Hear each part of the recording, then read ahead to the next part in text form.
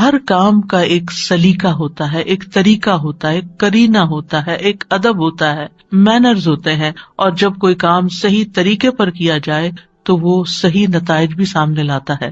دعا کے آداب میں سے اہم ترین آداب، سب سے پہلے ہم باطنی آداب کی بات کریں گے کہ ہمارے اندر کیا ہونا چاہیے، ہماری سوچ میں کیا ہونا چاہیے۔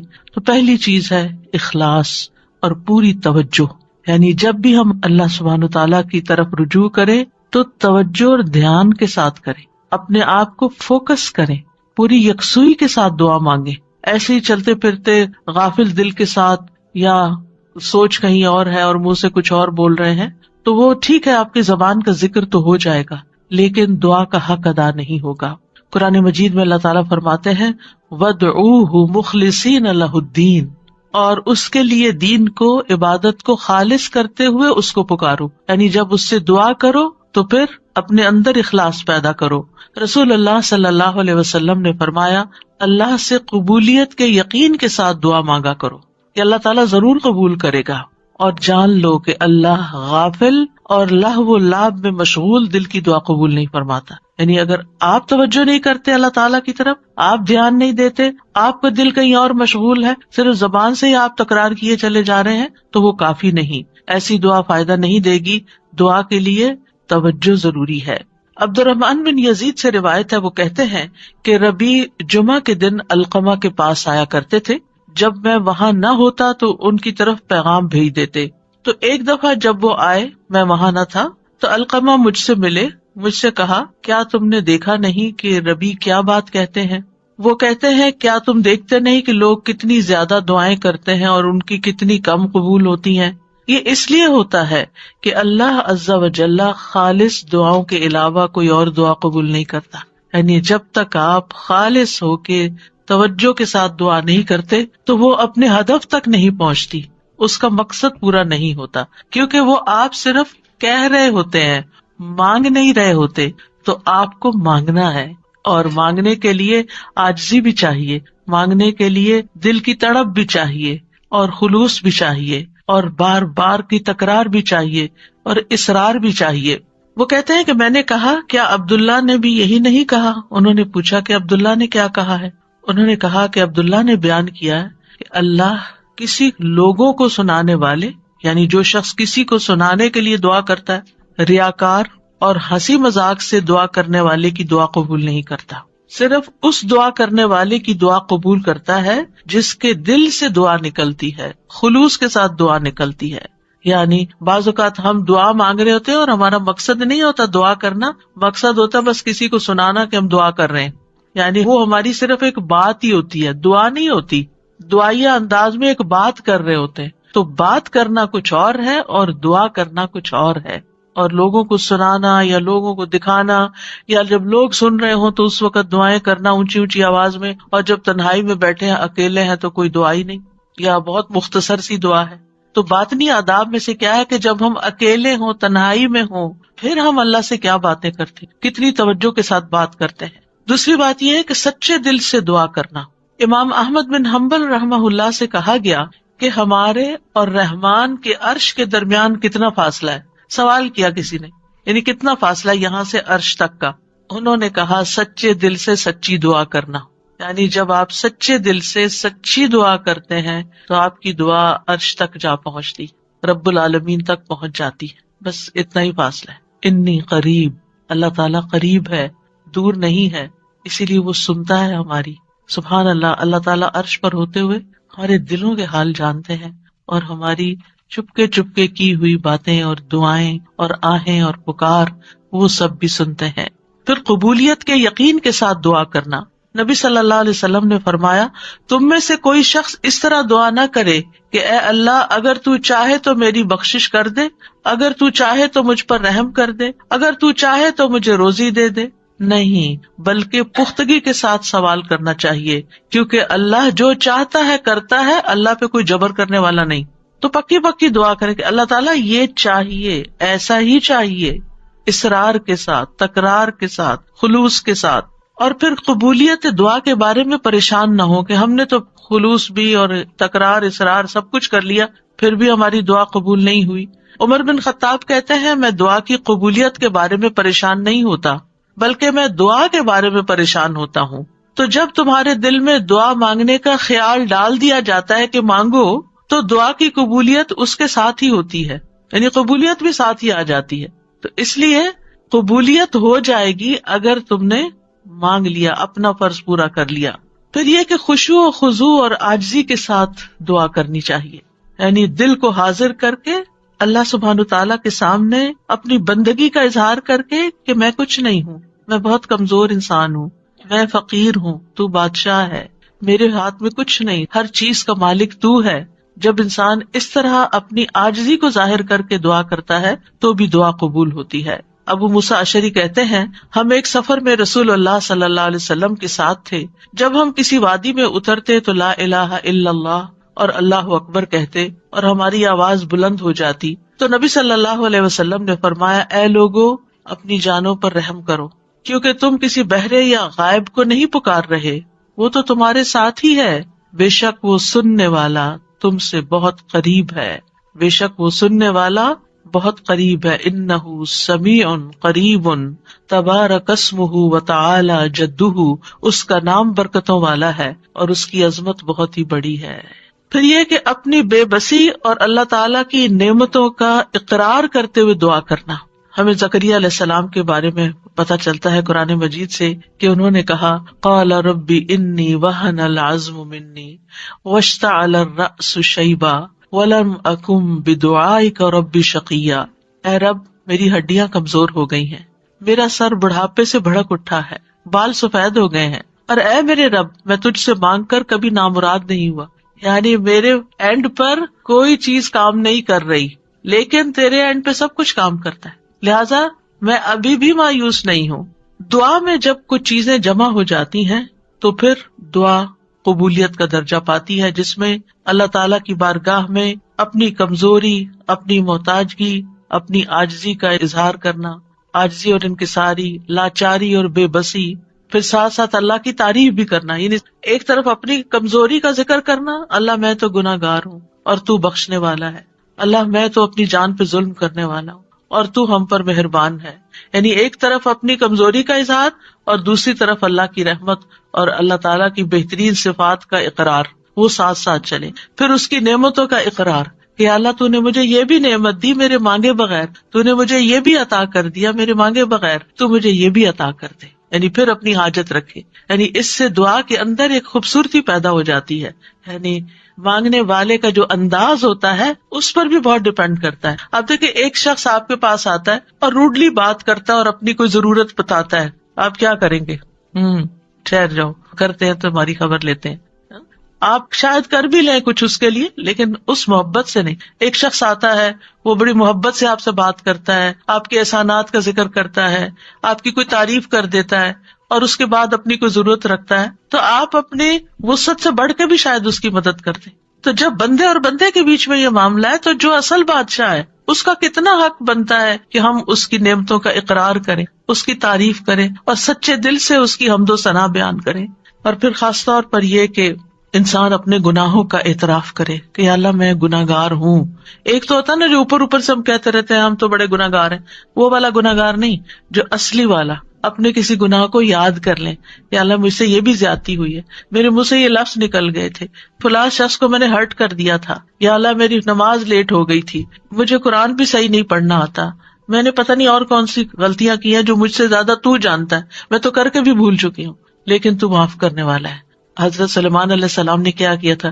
رب اغفر لی وہب لی ملکا لا ينبغی لأحد من بعدی، اے میرے رب مجھے بخش دے. پہلے اپنی بخشش مانگی، گناہوں کا اعتراف کیا اور پھر اس کے بعد مجھے ایسی بادشاہت عطا کر جو میرے بعد کسی اور کے لیے نہ ہو. تو یہ اقرار بڑا ضروری ہے. فاعترفت بذنبی، اللہ میں اپنے گناہوں کا اعتراف کرتا ہوں. اور پھر آپ دیکھیے گڑ گڑا کے دعا مانگنی چاہیے، تضرعا وخفیہ. سورۃ الاعراف میں آتا ہے ادعوا ربکم تضرعا وخفیہ انہ لا يحب المعتدین. اپنے رب کو گڑ گڑا کے اور خفیہ خفیہ چپ کے پکارو، بے شک وہ حد سے بڑھنے والوں سے محبت نہیں کرتا. یعنی حد سے بڑھنا کیا ہے کہ بہت چیخ چلا کے دعا کرنا، یا پھر یہ کہ انسان وہ چیزیں مانگنے لگے کہ جو اس کو زیب نہیں دیتی، تضرع جو ہوتا ہے اس میں رونا بھی شامل ہوتا ہے، اپنی عاجزی اور انکساری کا اظہار بھی ہوتا ہے، اور اصرار بھی ہوتا ہے. تضرع گڑ گڑانے کے معنوں میں یہ ساری چیزیں شامل ہیں. یعنی انسان اس طرح اپنے آپ کو اپنے رب کے سامنے بے بس پیش کرے اور اس کے الفاظ ایسے ہوں کہ اس کے اندر سے دل کی ساری خرابیاں نکل جائیں. یعنی I am nothing، اے اللہ میں کچھ نہیں ہوں. and you mean it، کہ واقعی انسان سمجھے کہ میں بہت کمزور ہوں، غلطیوں کا پتلا ہوں، لیکن پھر بھی میں تیرے در پہ آیا ہوں. تو بادشاہ ہے، تو مجھے خالی ہاتھ نہیں لوٹائے گا، میری تجھ سے ہی امیدیں ہیں ساری. آپ دیکھیے نبی صلی اللہ علیہ وسلم سے بڑھ کر کون عبادت گزار تھا؟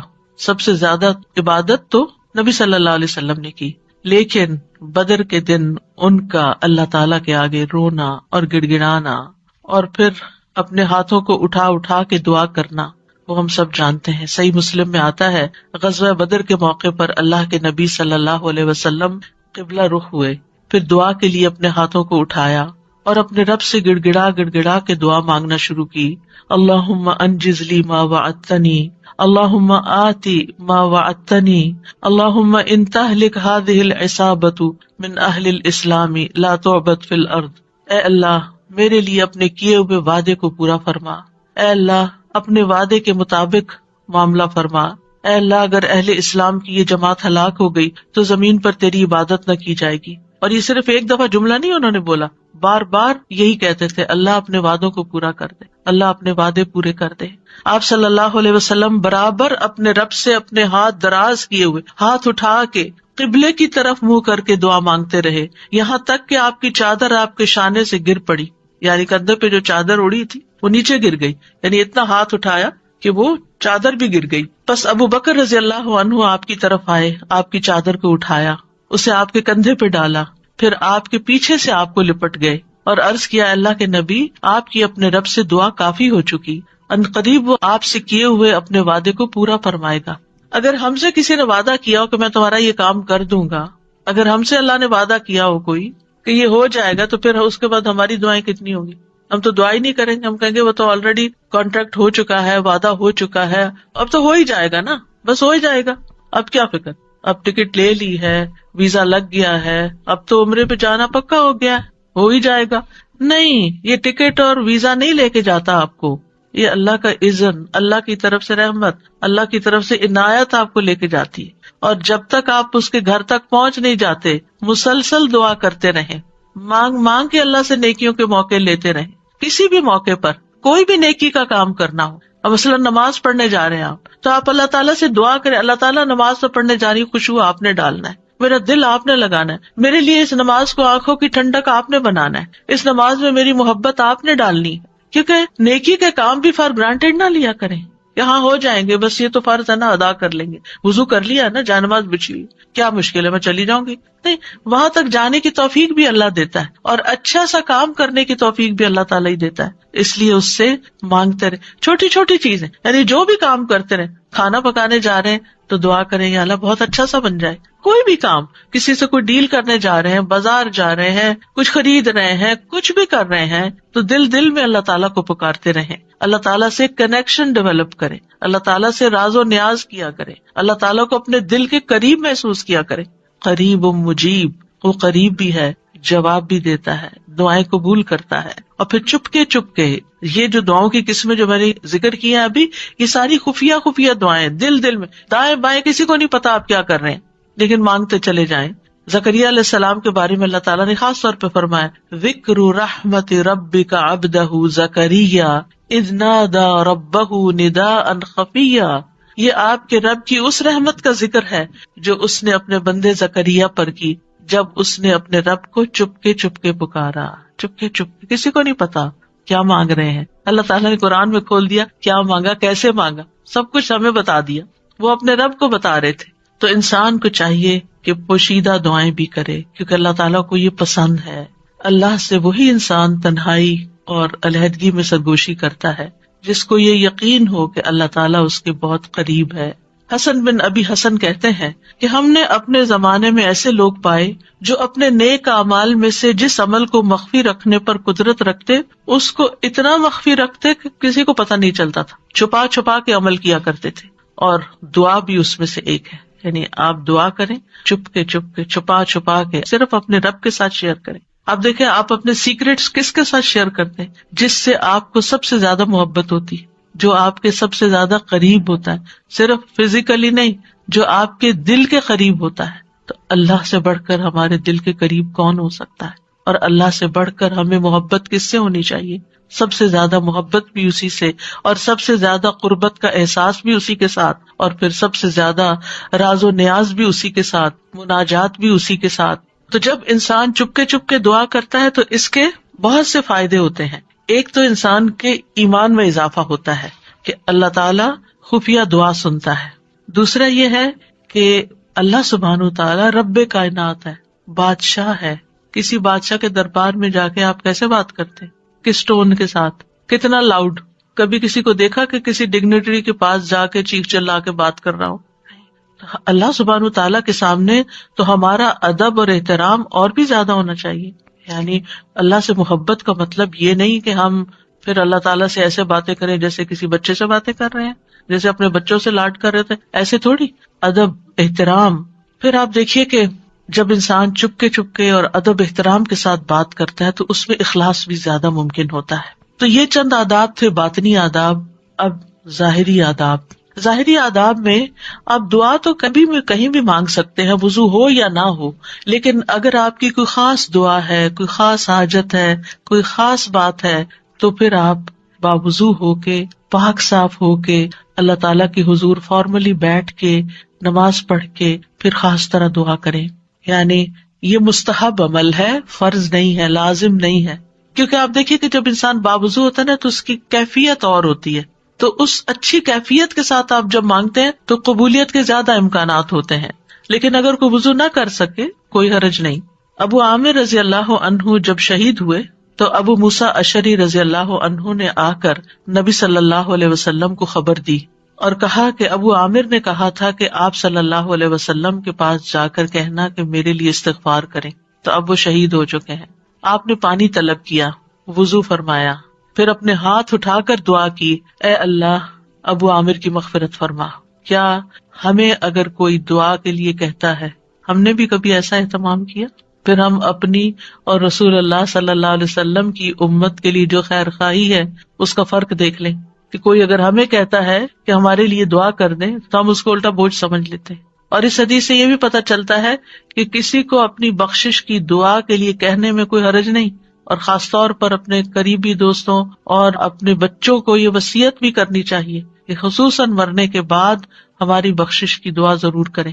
سب سے بہترین تحفہ جو ہم کسی میت کو بھیج سکتے ہیں وہ اس کے لیے دل سے کی ہوئی بخشش کی دعا ہے. آج کل تو بس ایک رواج چل پڑا ہے کہ کوئی فوت ہوتا ہے گروپ میں ڈال دیتے ہیں اور سارے اٹھا کے کٹ پیسٹ کر کے دعائیں پیسٹ کرتے جاتے ہیں اور فارغ ہو جاتے ہیں، اور بیٹھ کے آرام سے سکون سے توجہ سے دعا نہیں کرتے کہ جانے والے کو اس وقت پتہ نہیں کیسی ضرورت ہوگی ہماری دعا کی. تو ہمارے خلوص کا یہ تقاضا ہے کہ ہم اپنے پیاروں کے لیے بہت اہتمام کے ساتھ دعا کریں کہ ہم دنیا میں ہوں یا نہ ہوں، اور خصوصاً جب والدین چلے جائیں دنیا سے تو وہ اور زیادہ ہماری دعاؤں کے محتاج ہو جاتے ہیں. پھر اسی طرح دعا کرتے وقت قبلہ رخ ہو جانا افضل ہے، یہ بھی مستحب ہے. نہ ہو کوئی بات نہیں، کسی بھی جگہ کسی بھی طرف رخ کر کے آپ دعا کر سکتے ہیں. نبی صلی اللہ علیہ وسلم نے ایک جمعہ کے دن بارش کی دعا مانگی تھی. اس وقت آپ کا چہرہ مشرق کی طرف تھا، قبلے کی طرف نہیں، کیونکہ آپ جمعے کا خطبہ دے رہے تھے. تو جمعے کے خطبے میں پھر اپوزٹ ڈائریکشن پہ انسان کھڑا ہوتا ہے، تو آپ نے دیر اینڈ دین دعا مانگ لی. لیکن اوور آل آپ دیکھیے کہ جب آپ عبادت کے وقت قبلہ رخ ہو کے بیٹھتے ہیں تو اس سے ایک پازیٹیو انرجی آپ کے اندر سے آتی ہے، آپ کو ایک فیلنگ آتی ہے، آپ کا فوکس بڑھ جاتا ہے. قبلہ ہے بھی کس لیے؟ ایک فوکس کے لیے نا، آرگنائز کرنے کے لیے نمازوں کو، کہ پوری دنیا کے جو نمازی ہیں وہ ایک ہی طرف رخ رکھے. اور اسی لیے آپ دیکھیں کہ جب ہم حرم شریف جاتے ہیں، کعبہ کے پاس جاتے ہیں، تو کتنی پازیٹیو انرجی لے کر آتے ہیں. ہماری سوچیں، ہمارے خیال، ہمیں سارے غم بھول جاتے ہیں، ساری پریشانیاں دور ہو جاتی ہیں، اور ایک اور خاص طرح کی انرجی ہمارے اندر آ جاتی ہے. تو اس لیے بہتر ہے کہ قبلے کی طرف منہ کر لیں، نہیں ہے تو کوئی بات نہیں. علی بن ابی طالب سے روایت ہے، ایک مرتبہ ہم رسول اللہ صلی اللہ علیہ وسلم کے ساتھ سفر پر روانہ ہوئے جب ہم ہرہ میں اس سیراب کی ہوئی زمین پر پہنچے جو سعد بن ابی وقاص کی ملکیت میں تھی، تو رسول اللہ صلی اللہ علیہ وسلم نے فرمایا میرے لیے وضو کا پانی لاؤ۔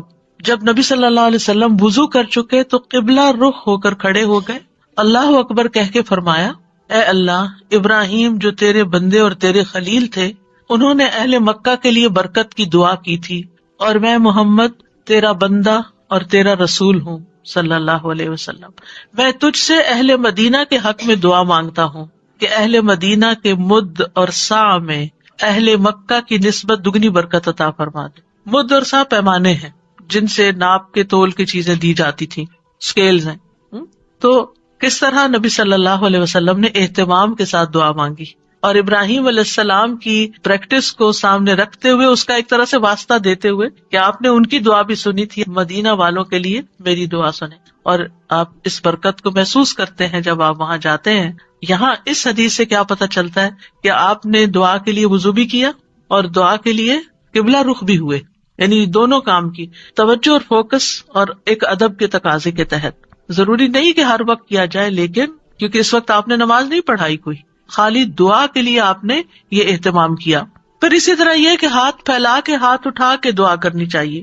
رسول اللہ صلی اللہ علیہ وسلم نے فرمایا، بے شک تمہارا رب تبارک و تعالی بڑی شرم والا اور بڑے کرم والا ہے، اس کو اس بات سے شرم آتی ہے کہ اس کا کوئی بندہ اس کے آگے ہاتھ پھیلائے اور وہ ان کو خالی لوٹا دے، یعنی آپ ہاتھ کرتے ہیں آگے تو خالی نہیں لوٹاتا، وہ آپ کو عطا کرتا ہے۔ اچھا، بعض لوگ تو کیا کرتے ہیں، ایسے مٹھیاں بند کر کے ایک مٹھی کے نیچے دوسرا ہاتھ، اتفاق سے نظر پڑ جاتی ہے، کچھ لوگ نماز کے بعد ایسے بیٹھے ہوتے ہیں اور دعا کر رہے ہوتے ہیں، کچھ لوگ تو یہ ہے کہ ہاتھ اٹھاتے ہیں تو بس اس طرح ڈھیلے ڈھالے سے چھوڑ دیتے ہیں۔ تو کم از کم اتنے تو اٹھائیں کہ آپ کی بازو کو محسوس ہو کہ آپ کے ہاتھ اٹھے ہوئے ہیں، اور اوپر تو آپ جتنا چاہیں پھر لے جائیں۔ پھر اسی طرح ایک اور روایت میں ہے، رسول اللہ صلی اللہ علیہ وسلم نے فرمایا، جب تم اللہ سے سوال کرو تو اپنے ہاتھوں کی ہتھیلیوں کے ساتھ مانگا کرو، ہاتھ پھیلایا کرو، ہاتھوں کی پشت سے نہیں مانگو، الٹے ہاتھ سے نہیں دعا کرنی کہ آپ کے ہاتھ نیچے کی طرف ہو، یعنی ہتھیلی اندر ہو، جیسے کوئی چیز کسی سے مانگتے ہیں یہ لیتے ہیں، ایسے لینے والے انداز میں۔ پھر اسی طرح حمد و ثنا اور درود پڑھ کر دعا کرنی چاہیے۔ دعا مانگنے سے پہلے اللہ تعالیٰ کی خوب حمد و ثنا، تعریف اور اللہ تعالیٰ کی تسبیح اور اللہ تعالیٰ کی بڑائی بیان کرنی چاہیے، اور اللہ تعالیٰ کے اچھے اچھے ناموں کا واسطہ دے کر اللہ سے دعا کرنی چاہیے۔ پھر نبی صلی اللہ علیہ وسلم پر درود بھیج کر اللہ تعالیٰ سے سوال کرنا چاہیے۔ ابن مسعود کہتے ہیں، جب کوئی آدمی اللہ سے سوال کرنے کا ارادہ کرے تو پہلے وہ اللہ کی ایسی حمد و ثنا بیان کرے جو اس کے لائق ہے، پھر نبی صلی اللہ علیہ وسلم پر درود بھیجے، اس کے بعد دعا کرے۔ اس طرح ممکن ہے کہ وہ کامیاب ہو جائے، یعنی اپنی مطلوبہ چیز پا لے۔ پھر اسی طرح یہ ہے کہ جامع دعائیں کرنی چاہیے، کمپریہنسو۔ حضرت عائشہ کہتی ہیں کہ رسول اللہ صلی اللہ علیہ وسلم جامع دعا پسند فرماتے اور اس کے علاوہ کو چھوڑ دیتے، یہ بہت لمبی نہیں کرتے تھے، مختصر، یعنی بہت لمبی دعا اور بہت ڈیٹیل میں جانے کی بجائے جامع کلام اور اچھے کلمات کا انتخاب کیا جائے جس سے اللہ تعالیٰ کی رحمت ہماری طرف آئے۔ اچھے الفاظ کا جو چناؤ ہے، اس کے بارے میں خطابی کہتے ہیں کہ انسان کو چاہیے کہ اپنی دعا کے لیے اور اپنے رب کی تعریف کے لیے اچھے الفاظ اور عمدہ کلمات کا انتخاب کرے، اور ان کلمات کا انتخاب کرے جن کے اندر یعنی تھوڑے لفظوں میں میننگ زیادہ ہو۔ جامع کا مطلب یہی ہوتا ہے، کیونکہ یہ بندے کی مناجات ہے، یعنی بندے کی سرگوشیاں ہیں اس ہستی کے لیے جو سب سرداروں کا سردار ہے، کوئی اس جیسا نہیں، کوئی اس کے مشابہ نہیں۔ اب دیکھیے کہ جب آپ کسی ایسے شخص کو کچھ نوٹ بھیجتے ہیں، چاہے وائس نوٹ ہو چاہے لکھ کر بھیجیں، جس کا آپ احترام کرتے ہوں، جس کو کوئی اہمیت دیتے ہوں، تو آپ کس طرح بات کرتے ہیں، کون سے الفاظ استعمال کرتے ہیں؟ سب سے اچھے الفاظ استعمال کرتے ہیں، خوبصورت انداز میں بات کرتے ہیں، اور اگر آپ کو اپنی بات پسند نہ آئے تو آپ کیا کرتے ہیں؟ میسج ڈیلیٹ کرتے، تو یہ ٹھیک نہیں ہے، دوبارہ کرتے ہیں، اور ایسے انداز میں بات کرتے ہیں کہ دوسرے کو سمجھ آ جائے۔ تو اللہ سبحانہ تعالیٰ سے ہم اس طرح بات کریں کہ جو خوبصورت الفاظ پر مبنی ہو، الفاظ کا چناؤ بھی اچھا ہو، لیکن اس چناؤ میں تصنع نہیں ہو، آرٹیفیشلٹی نہیں ہو، تکلف نہیں ہو، یہ پسند نہیں کیا گیا۔ ابن عباس کہتے ہیں کہ دعا میں قافیہ بندی سے پرہیز کرنا، یعنی پوئٹری نہیں بنا لیں دعا کو، کیونکہ میں نے رسول اللہ صلی اللہ علیہ وسلم اور آپ کے صحابہ کو پایا کہ وہ ہمیشہ اس سے اجتناب کرتے تھے۔ پھر اسی طرح دعا میں مبالغے سے پرہیز کرنا چاہیے، رسول اللہ صلی اللہ علیہ وسلم نے فرمایا ان قریب اس امت میں ایسے لوگ آئیں گے جو طہارت اور دعا میں مبالغہ کریں گے. طہارت میں مبالغہ کیا ہے کہ اب جیسے وضو کرنا ہے نا تو اس کے لیے اتنا پانی گرانا اور دھوتے چلے جانا اور بار بار دھونا کہ ابھی صاف نہیں ہوئے, ابھی میرا خیال ہے ہم پاک نہیں ہوئے. نہیں, اس میں انسان کو اعتدال اختیار کرنا چاہیے. نبی صلی اللہ علیہ وسلم تھوڑے سے پانی سے پورا وضو کر لیا کرتے تھے. اور اسی طرح دعا میں مبالغہ آرائی جو ہے وہ بھی پسندیدہ نہیں ہے. پھر اپنے گناہوں کا اعتراف کر کے توبہ استغفار کر کے دعا کرے. نبی صلی اللہ علیہ وسلم نے فرمایا ایک بندے نے گناہ کیا اور کہا اے میرے رب میں نے گناہ کیا تو مجھے بخش دے. اس کے رب نے فرمایا کیا میرا بندہ جانتا ہے کہ اس کا کوئی رب ہے اور گناہ کی وجہ سے سزا بھی دیتا ہے؟ میں نے اپنے بندے کو بخش دیا کیونکہ میرے بندے کا یہ یقین تھا کہ میرا رب بخشش فرمانے والا ہے, اسی لیے وہ میرے پاس آیا بخشش مانگنے کے لیے, تو میں نے اس کو بخش دیا. دعا کرنے والے کو پہلے اپنے لیے دعا کرنی چاہیے, پھر اپنے قریب والوں کے لیے, پھر دور والوں کے لیے. جیسے قرآن مجید میں آتا ہے ابراہیم علیہ السلام کی دعا ربنا اغفر لی ولوالدی وللمؤمنین یوم یقوم الحساب, اللہ مجھے بخش دے, میرے والدین کو بخش دے اور سارے مومنوں کو بخش دے قیامت کے دن. رسول اللہ صلی اللہ علیہ وسلم جب کسی کا ذکر کرتے ہوئے اس کے لیے دعا کرتے تو پہلے اپنے لیے کرتے, پھر اسی طرح تکرار اور اسراء سے دعا کرنی چاہیے. نبی صلی اللہ علیہ وسلم جب دعا کرتے تو 3 مرتبہ دعا کرتے, ہر دفعہ نہیں لیکن جو خاص دعائیں ہوتی. رسول اللہ صلی اللہ علیہ وسلم نے فرمایا جو شخص 3 مرتبہ اللہ سے جنت مانگے, جنت کہتی ہے اللہم ادخلہ الجنہ, یعنی آپ جب نماز میں یا بعد میں دعا کرتے ہیں کہ اللہم انی اسألک الجنہ, اللہم انی اسألک الجنہ, اللہم انی اسألک الجنہ, تو جنت کہتی ہے اللہم ادخلہ الجنہ. پھر اسی طرح جو بھی ضرورت ہو اس کے لیے صرف 1-8 دفعہ دعا کر کے چھوڑ نہ دی جائے بلکہ کثرت سے مانگتے رہیں. ابو درداء کہتے ہیں جو کثرت سے دروازہ کھٹکھٹاتا ہے قریب ہے اس کے لیے کھول دیا جائے, جو کثرت سے دعا مانگتا ہے قریب ہے کہ اس کی دعا قبول کر لی جائے. پھر اسی طرح پوری کوشش لگا دینی چاہیے, اللہ کی رحمت سے مایوس نہیں ہونا چاہیے. یہ نہیں کہنا چاہیے کہ 20 سال ہو گئے یہ دعا کرتے ہوئے ابھی تک قبول نہیں ہوئی, نہیں, مانگتے رہیں. ہر دعا کی قبولیت کا ایک وقت ہے. یعقوب علیہ السلام کی دعا کتنے سالوں میں جا کے قبول ہوئی, بعض کہتے ہیں 40 سال بعد, اس سے بھی زیادہ بتاتے ہیں. اسی طرح ابراہیم علیہ السلام کی جو دعا نبی صلی اللہ علیہ وسلم کے بارے میں تھی کئی ہزار سال کے بعد وہ قبول ہوئی. پھر اسی طرح باقی پیغمبروں کی بھی جو دعائیں ہیں, یعنی ہم دیکھتے ہیں دونوں طرح سے معاملات ہیں, فوری طور پر بھی اور تاخیر سے بھی, کیونکہ یہ اللہ تعالیٰ کو پتا ہے کہ ہمارے لیے کیا بہتر ہے. کیونکہ بعض اوقات اگر ہماری کوئی دعا فوری قبول ہو جائے تو ہو سکتا ہے کہ وہ ہمارے لیے نقصان دہ ہو جائے. پھر حلال روزی کا اہتمام کرنا. نبی صلی اللہ علیہ وسلم نے ایک شخص کا ذکر کیا جو طویل سفر کرتا ہے, پریشان ہے اور اس کے بال خاک آلود ہو رہے ہیں.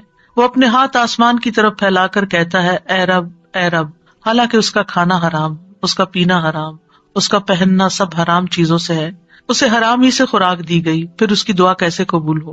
اس کا یہ مطلب نہیں کہ اگر انسان سے اتنے گناہ ہو چکے ہیں یا وہ حرام کام کرتا رہا ہے تو اب دعا ہی نہ کرے, نہیں, پھر بھی دعا کرے اور اس غلطی کا اعتراف کر کے پھر اللہ سے مانگے تو انشاءاللہ اس کی دعا بھی قبول ہوگی. پھر اسی طرح جب انسان خوشحالی کی حالت میں ہو, آسودگی ہو, سب کچھ ہے, پھر بھی دعائیں مانگے کہ اللہ ان نعمتوں کو برقرار رکھنا, اور خاص طور پر آخرت کی مانگتا رہے. رسول اللہ صلی اللہ علیہ وسلم نے فرمایا جو شخص چاہتا ہو کہ اللہ خوشی اور غم کے وقت اس کی دعا قبول کر لے تو اسے چاہیے کہ وہ خوشحالی اور آسودگی میں بکثرت دعا کرے. پھر یہ ہے کہ بد دعا نہ کی جائے, نہ اپنے لیے نہ اپنے اہل و عیال کے لیے. وہ آتا ہے نا کہ وَيَدْعُ الْإِنسَانُ بِالشَّرِّ دُعَاءَهُ بِالْخَيْرِ وَكَانَ الْإِنسَانُ عَجُولًا, اور انسان برائی کی اسی طرح دعا کرتا ہے جیسے وہ بھلائی کی دعا کرتا ہے, یعنی بد دعا کر لیتا ہے اپنے لیے, اور انسان بہت جلد باز ہے. رسول اللہ صلی اللہ علیہ وسلم نے فرمایا اپنے اوپر بد دعا نہ کرو, نہ اپنی اولاد پر بد دعا کرو, نہ اپنے خادموں پر بد دعا کرو, نہ اپنے مال پر بد دعا کرو. کہیں ایسا نہ ہو کہ قبولیت کی گھڑی ہو جس میں اللہ تعالیٰ سے کچھ مانگا جائے اور وہ قبول کر لے, کیونکہ بعض اوقات انسان غصے میں آ کے, بعض اوقات ہرٹ ہو کے زبان سے کوئی ایسے الفاظ نکال دیتا ہے, جیسے بچوں کے بارے میں بعض اوقات غصہ آتا ہے انسان کو تو پھر بہت شدید بعض اوقات وہ پریشان کرتے ہیں. تو ایسی صورت میں زبان پہ آتے آتے بعض اوقات کچھ لفظ رک جاتے ہیں, تو اس میں ان کی ہدایت کی دعا مانگنی چاہیے. ایک بات یاد رکھیے کہ جب انسان اپنے پورے جذبات میں ہوتا ہے نا, چاہے وہ غصہ ہو, غم ہو, خوشی ہو, ایکسائٹمنٹ ہو, کچھ بھی ہو, اس وقت انسان بڑے دل سے دعا کرتا ہے. ان گھڑیوں کو کیش کرے, یا عام طور پر تم ڈھیلے ڈھیلے ٹھنڈے ٹھنڈے دعائیں مانگ رہے ہوتے ہیں نا، کوشش کر کر کے فوکس کر رہے ہوتے ہیں. لیکن جس وقت ہم سخت پریشان ہوتے ہیں یا سخت ضرورت پڑ جاتی ہے، کچھ کھو جاتا ہے، کچھ ہو جاتا ہے ایسا کہ جو ہمارے اوپر بہت گراں گزرتا ہے، تو ہم ہل جاتے ہیں. وہ جو ہلنا ہے نا، اس وقت آپ اپنے رب کو بہت شدت سے پکاریں، تو وہ شدت جو ہے وہ انشاءاللہ فائدہ دے گی. یعنی اپنے آپ کو ڈائیورٹ کر لیں، بجائے غصہ لوگوں پہ نکالنے کے اور غلط باتیں کرنے کے کہ جو پلٹ کے اپنے اوپر ہی آئیں. کیونکہ اگر آپ کسی کو بھی بد دعا دیتے ہیں اور وہ اس کا اہل نہیں، وہ واپس آپ پر ہی آ جائے گی. تو اس لیے بہت احتیاط کی ضرورت ہے. تو چینلائز کر لیں اپنے غصے کو، چینلائز کر لیں اپنے غم کو، چینلائز کر لیں اپنی انتہائی ایکسائٹمنٹ کو. اس طرح پھر انسان کے اندر سے دعا نکلتی ہے، آنسو بھی آ جاتے ہیں اور انسان اللہ تعالیٰ کو اپنے قریب محسوس کرتا ہے. پھر اسی طرح گناہ یا قطع رحمی کی دعا نہیں کرنی چاہیے. یعنی گناہ تو یہ ہے کہ انسان کسی غلط کام کا سودا کر رہا ہے اور اس کے لیے دعا کرے اور آپ سے بھی کہے کہ آپ دعا کریں، حالانکہ وہ غلط کام کرنے چاہ رہا ہے، تو اس کے لیے دعا نہیں کرنی چاہیے.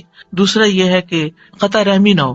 قطع رحمی کیا ہوتی ہے کہ مثلاً کوئی کہے اپنے کسی بچے کے بارے میں، یا اللہ اس کو میری آنکھوں سے دور کر دے، اس قسم کی دعائیں نہیں کرنی چاہیے. یہ بددعا میں شامل ہو جاتی ہے. اور جلد بازی نہیں کرنی چاہیے کہ بس فوراً ابھی قبول ہو نہیں تو میں تو آئندہ دعا نہیں کروں گی. اب آپ دیکھیے کہ دعا کے معاملے میں ایک اور چیز بھی ہے، اور وہ ہے دعا میں وسیلہ اختیار کرنا.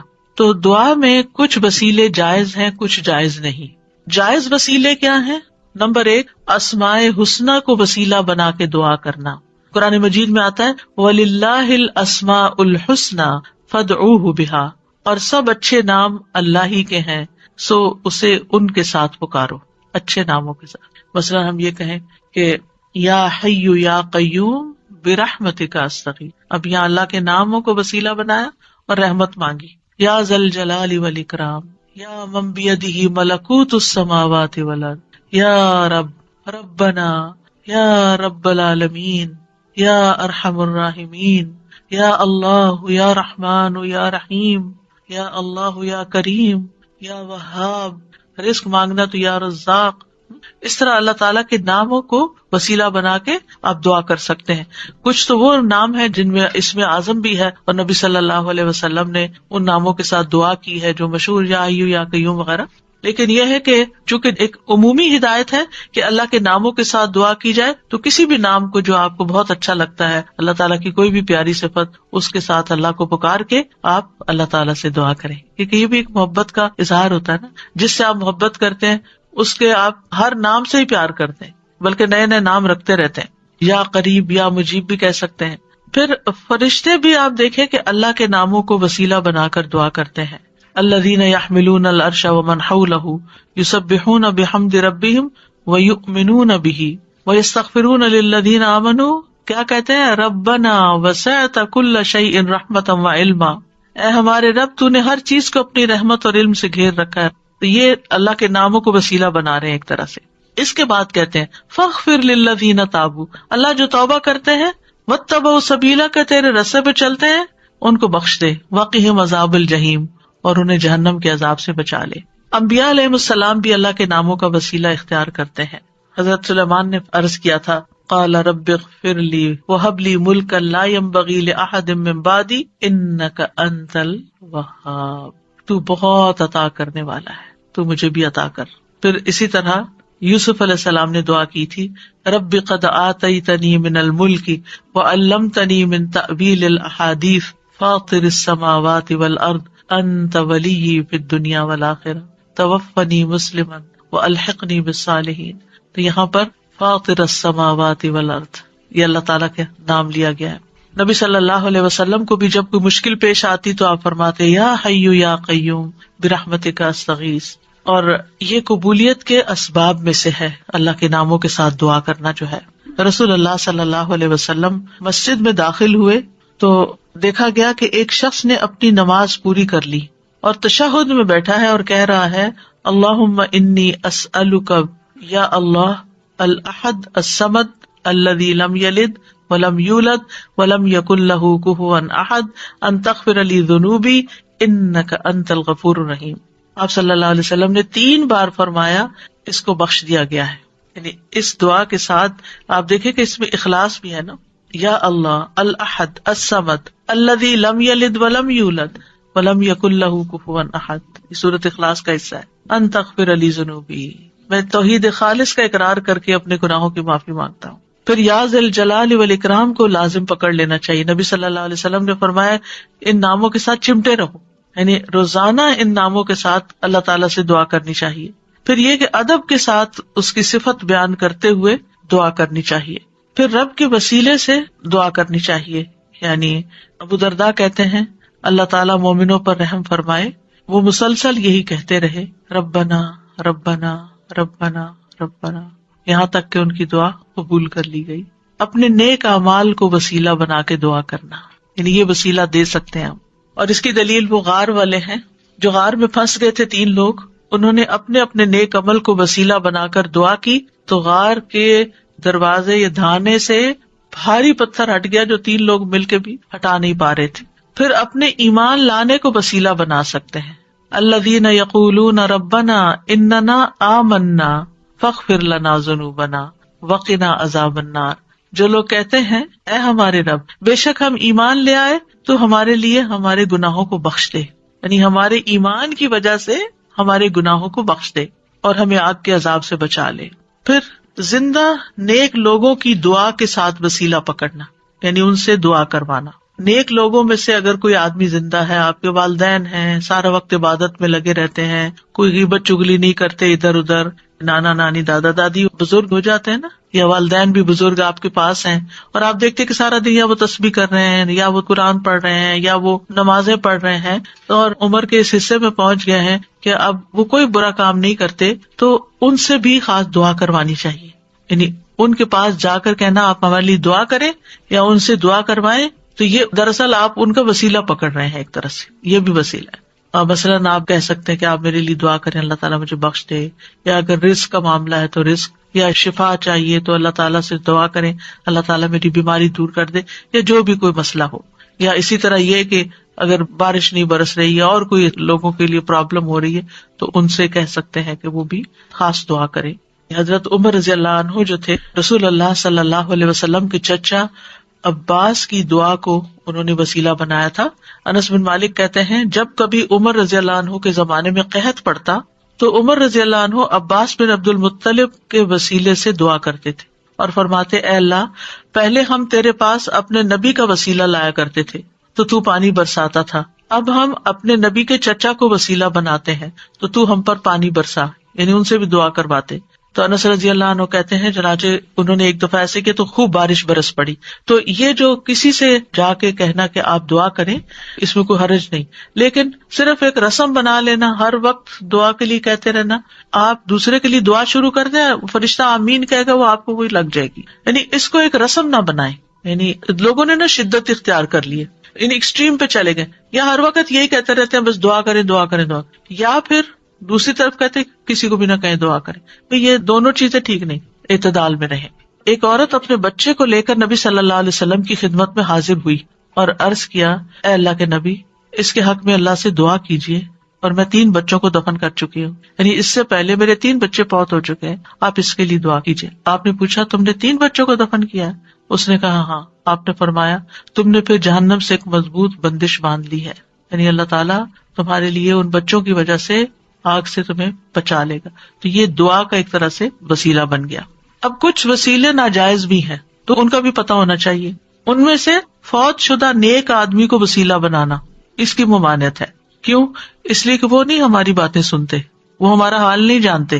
قرآن مجید میں سورۃ فاطر میں آتا ہے والذین تدعون من دونہ ما یملکون من قطمیر ان تدعوہم لا یسمعوا دعاءکم ولو سمعوا ما استجابوا لکم وَيَوْمَ الْقِيَامَةِ يَكْفُرُونَ بِشِرْكِكُمْ وَلَا يُنَبِّئُكَ مِثْلُ خَبِيرٍ، اور وہ جنہیں تم اس کے سوا پکارتے ہو وہ کھجور کی گٹلی کے چھلکے کے مالک بھی نہیں ہے۔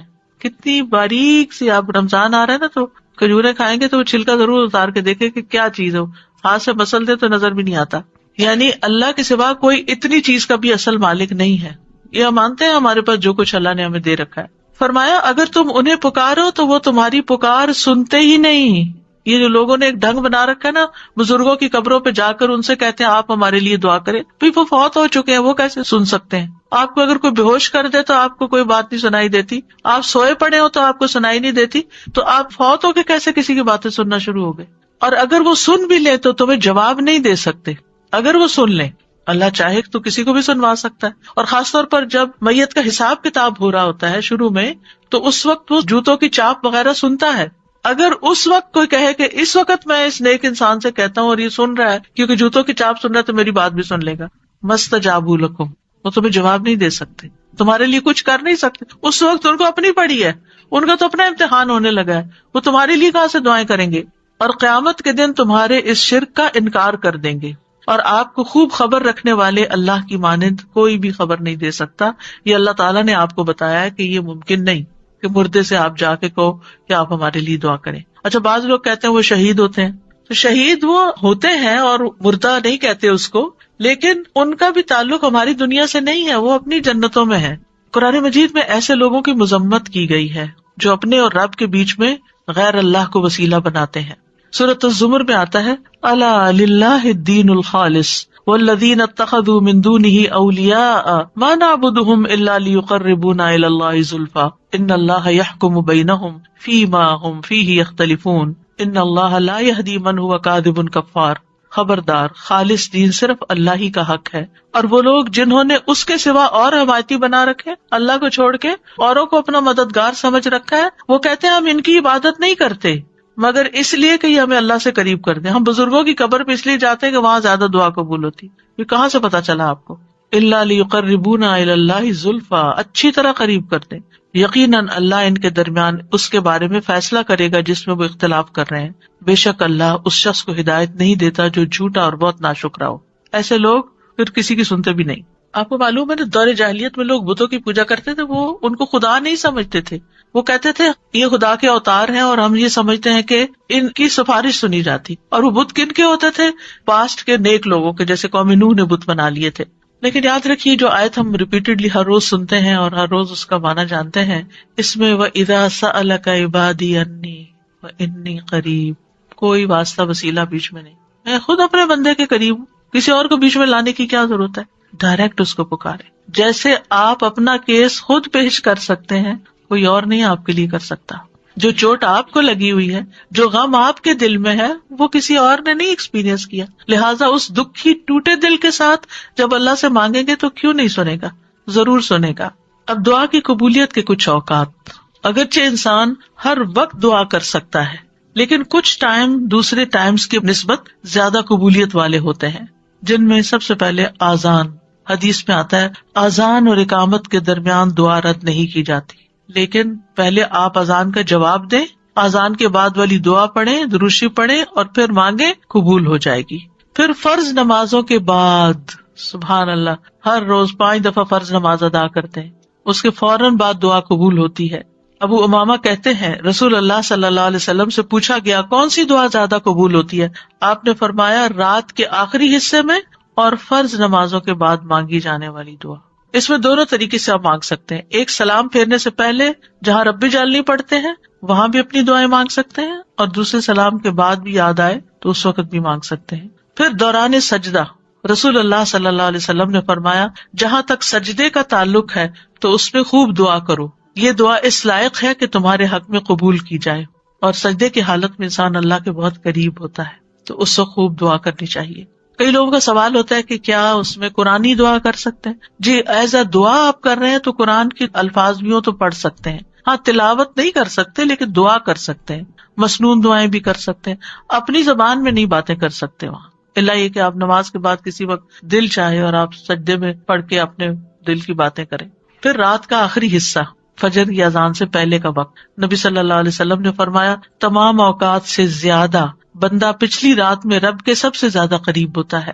بس اگر تم سے ہو سکے تو تم اس گھڑی کو یاد کرنے والوں میں سے بن جاؤ تو ضرور بن جاؤ، یعنی اس وقت تم ضرور اللہ کو یاد کرو، اس وقت دعائیں کرو. پھر جمعہ کے دن ایک خاص گھڑی. ابو ہریرہ روایت کرتے ہیں رضی اللہ عنہ کہ رسول اللہ صلی اللہ علیہ وسلم نے جمعہ کے دن کا تذکرہ کیا.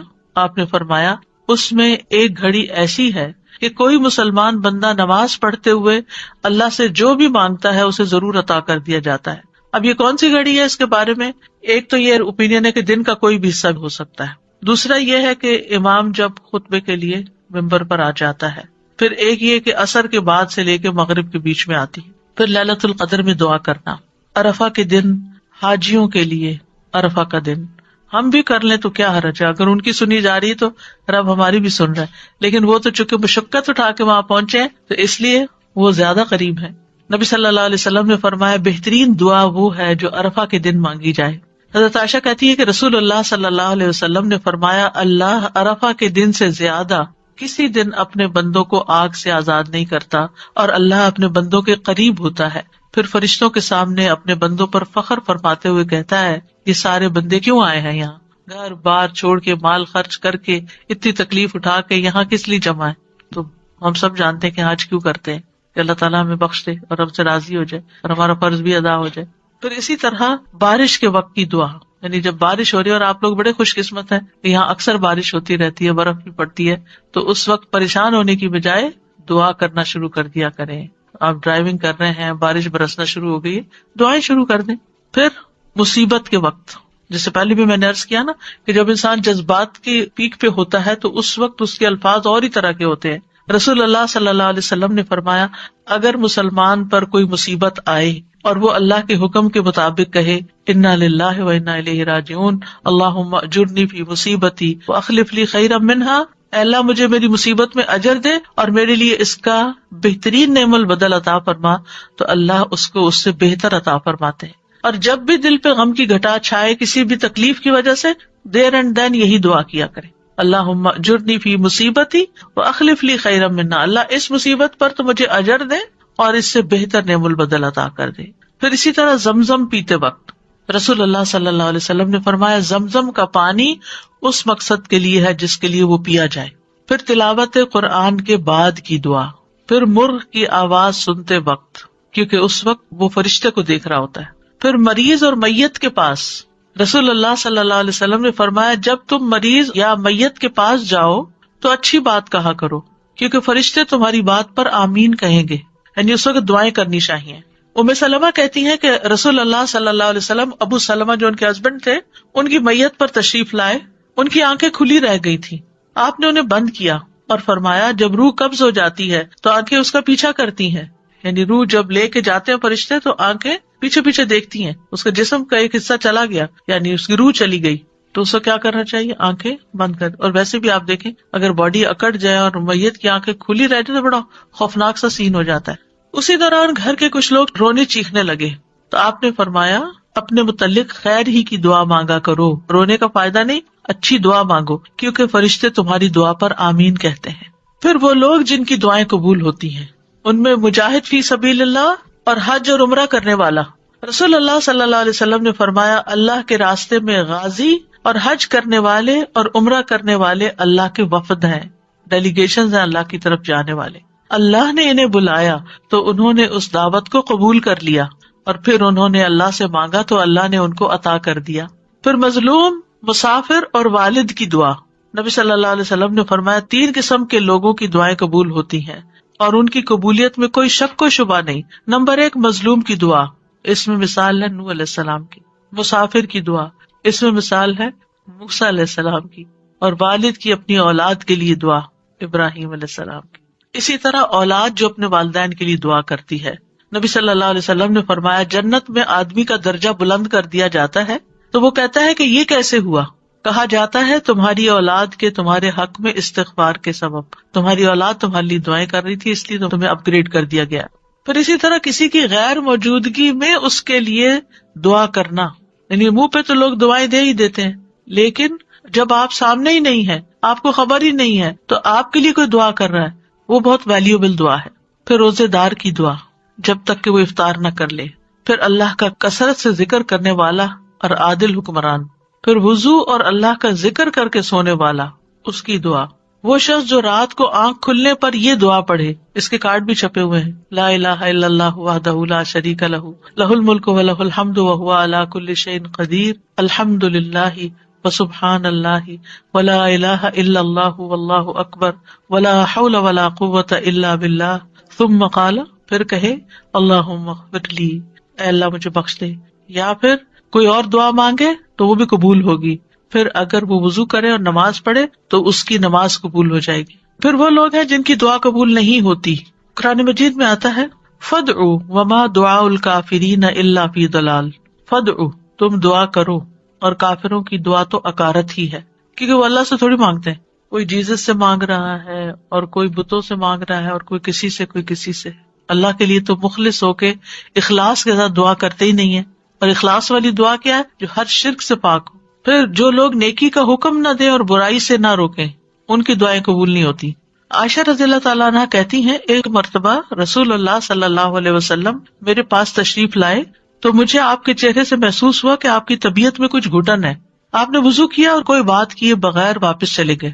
میں نے حجروں سے قریب ہو کر سنا تو آپ فرما رہے تھے اے لوگوں، بے شک اللہ عز و جل فرماتا ہے کہ نیکی کا حکم دیا کرو اور برائی سے روکا کرو، اس سے پہلے کہ تم مجھے پکارو اور میں تمہاری دعائیں قبول نہ کروں. تم مجھ سے سوال کرو اور میں تمہیں کچھ عطا نہ کروں. تم مجھ سے مانگو اور میں تمہیں نہ دوں. پھر اسی طرح ناسمجھ کو مال یا اختیار دینے والے کی دعا. قرآن مجید میں آتا ہے وَلَا تُؤْتُوا السُّفَهَاءَ أَمْوَالَكُمْ، یعنی بے وقوفوں کو اپنے مال مت دو، یعنی جن میں ان کو مینج کرنے کی صلاحیت نہیں ہے، نہ تجربہ کار لوگ، ان کو نہیں دو، پیسے ضائع کر دیں گے. تو بہرحال یہ کچھ آداب تھے، اور اس کے ساتھ ہی یہ کہ کون سے لوگ ہیں جن کی دعائیں قبول ہوتی ہیں، کون سے اوقات ہیں، کون سی جگہ ہیں.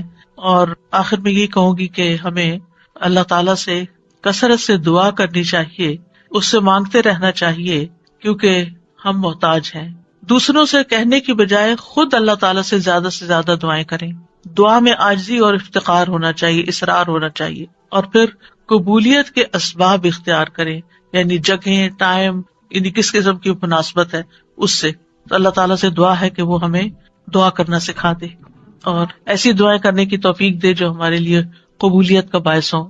ہم اصرار سے مانگتے ہیں اللہ تعالیٰ سے، بار بار وہی بات چیت کرتے ہیں اور ضد بھی کرتے ہیں، لیکن ہمیں نہیں پتا کہ وہ چیز ہمارے لیے صحیح ہے کہ نہیں، تو ہم مانگتے رہیں تو اللہ تعالیٰ اس کے بدلے کیا کیا دے گا. کل کے لیکچر میں ہم نے پڑھا تھا کہ بعض اوقات آپ اصرار کر رہے ہیں، اللہ کو پتا یہ نہیں آپ کے لیے ٹھیک، لیکن چونکہ آپ دعا کر رہے ہیں، آپ عبادت کی حالت میں، آپ کو مناجات کی لذت مل رہی ہے، آپ کے بوجھ اتر رہے ہیں، آپ کے گناہ معاف ہو رہے ہیں.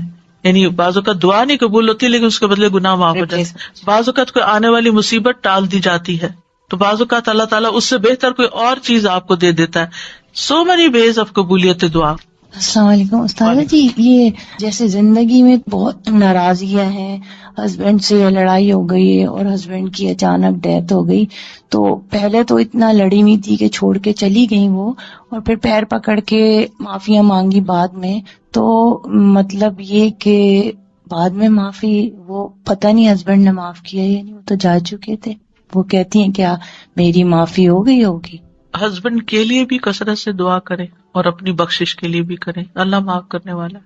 اللہ تعالیٰ کو وہ بندہ جو گناہ کرنے کے بعد پلٹ آتا ہے وہ بہت پسند ہے. ایک اور جیسے جب ہم نماز پڑھ رہے ہوتے ہیں تو ایسے اللہ تعالیٰ کی بڑائی بیان کرتے ہیں، جیسے سبحان اللہ و بحمدہ عدد، تو وہ ہم درود شریف اس کے بعد پڑھیں اللہ کی بڑائی بیان کر کے.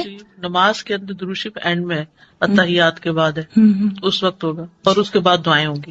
دعائیں رب جلنی جو پڑھتے ہیں وہ درود شریف کے بعد ہی پڑھتے ہیں نا. جی جی، یہ کہہ کے بھی پڑھ سکتے ہیں نا، یا بدیع السماوات یا حیو یا قیوم انی اسألک، یہ بھی کہہ کے اسٹارٹ کر کے پڑھ سکتے ہیں. بالکل. جزاک اللہ. اساتذہ جی، یہ جو کہتے ہیں نا کہ ہم اپنے والدین کے لیے دعائیں مانگتے ہیں تو ان کے جنت میں درجات اللہ تعالیٰ بلند کرتے ہیں. الحمدللہ ہم سب کی یہی ہوتا ہے کہ ہمارے ماں باپ اللہ کی رحمت سے وہاں ہو، نہ ہو تو پھر کہاں کیا ہوتا ہے، مطلب نکل آئیں گے جہاں کسی اور مشکل میں ہے تو ان کی پھر لگتی ہے.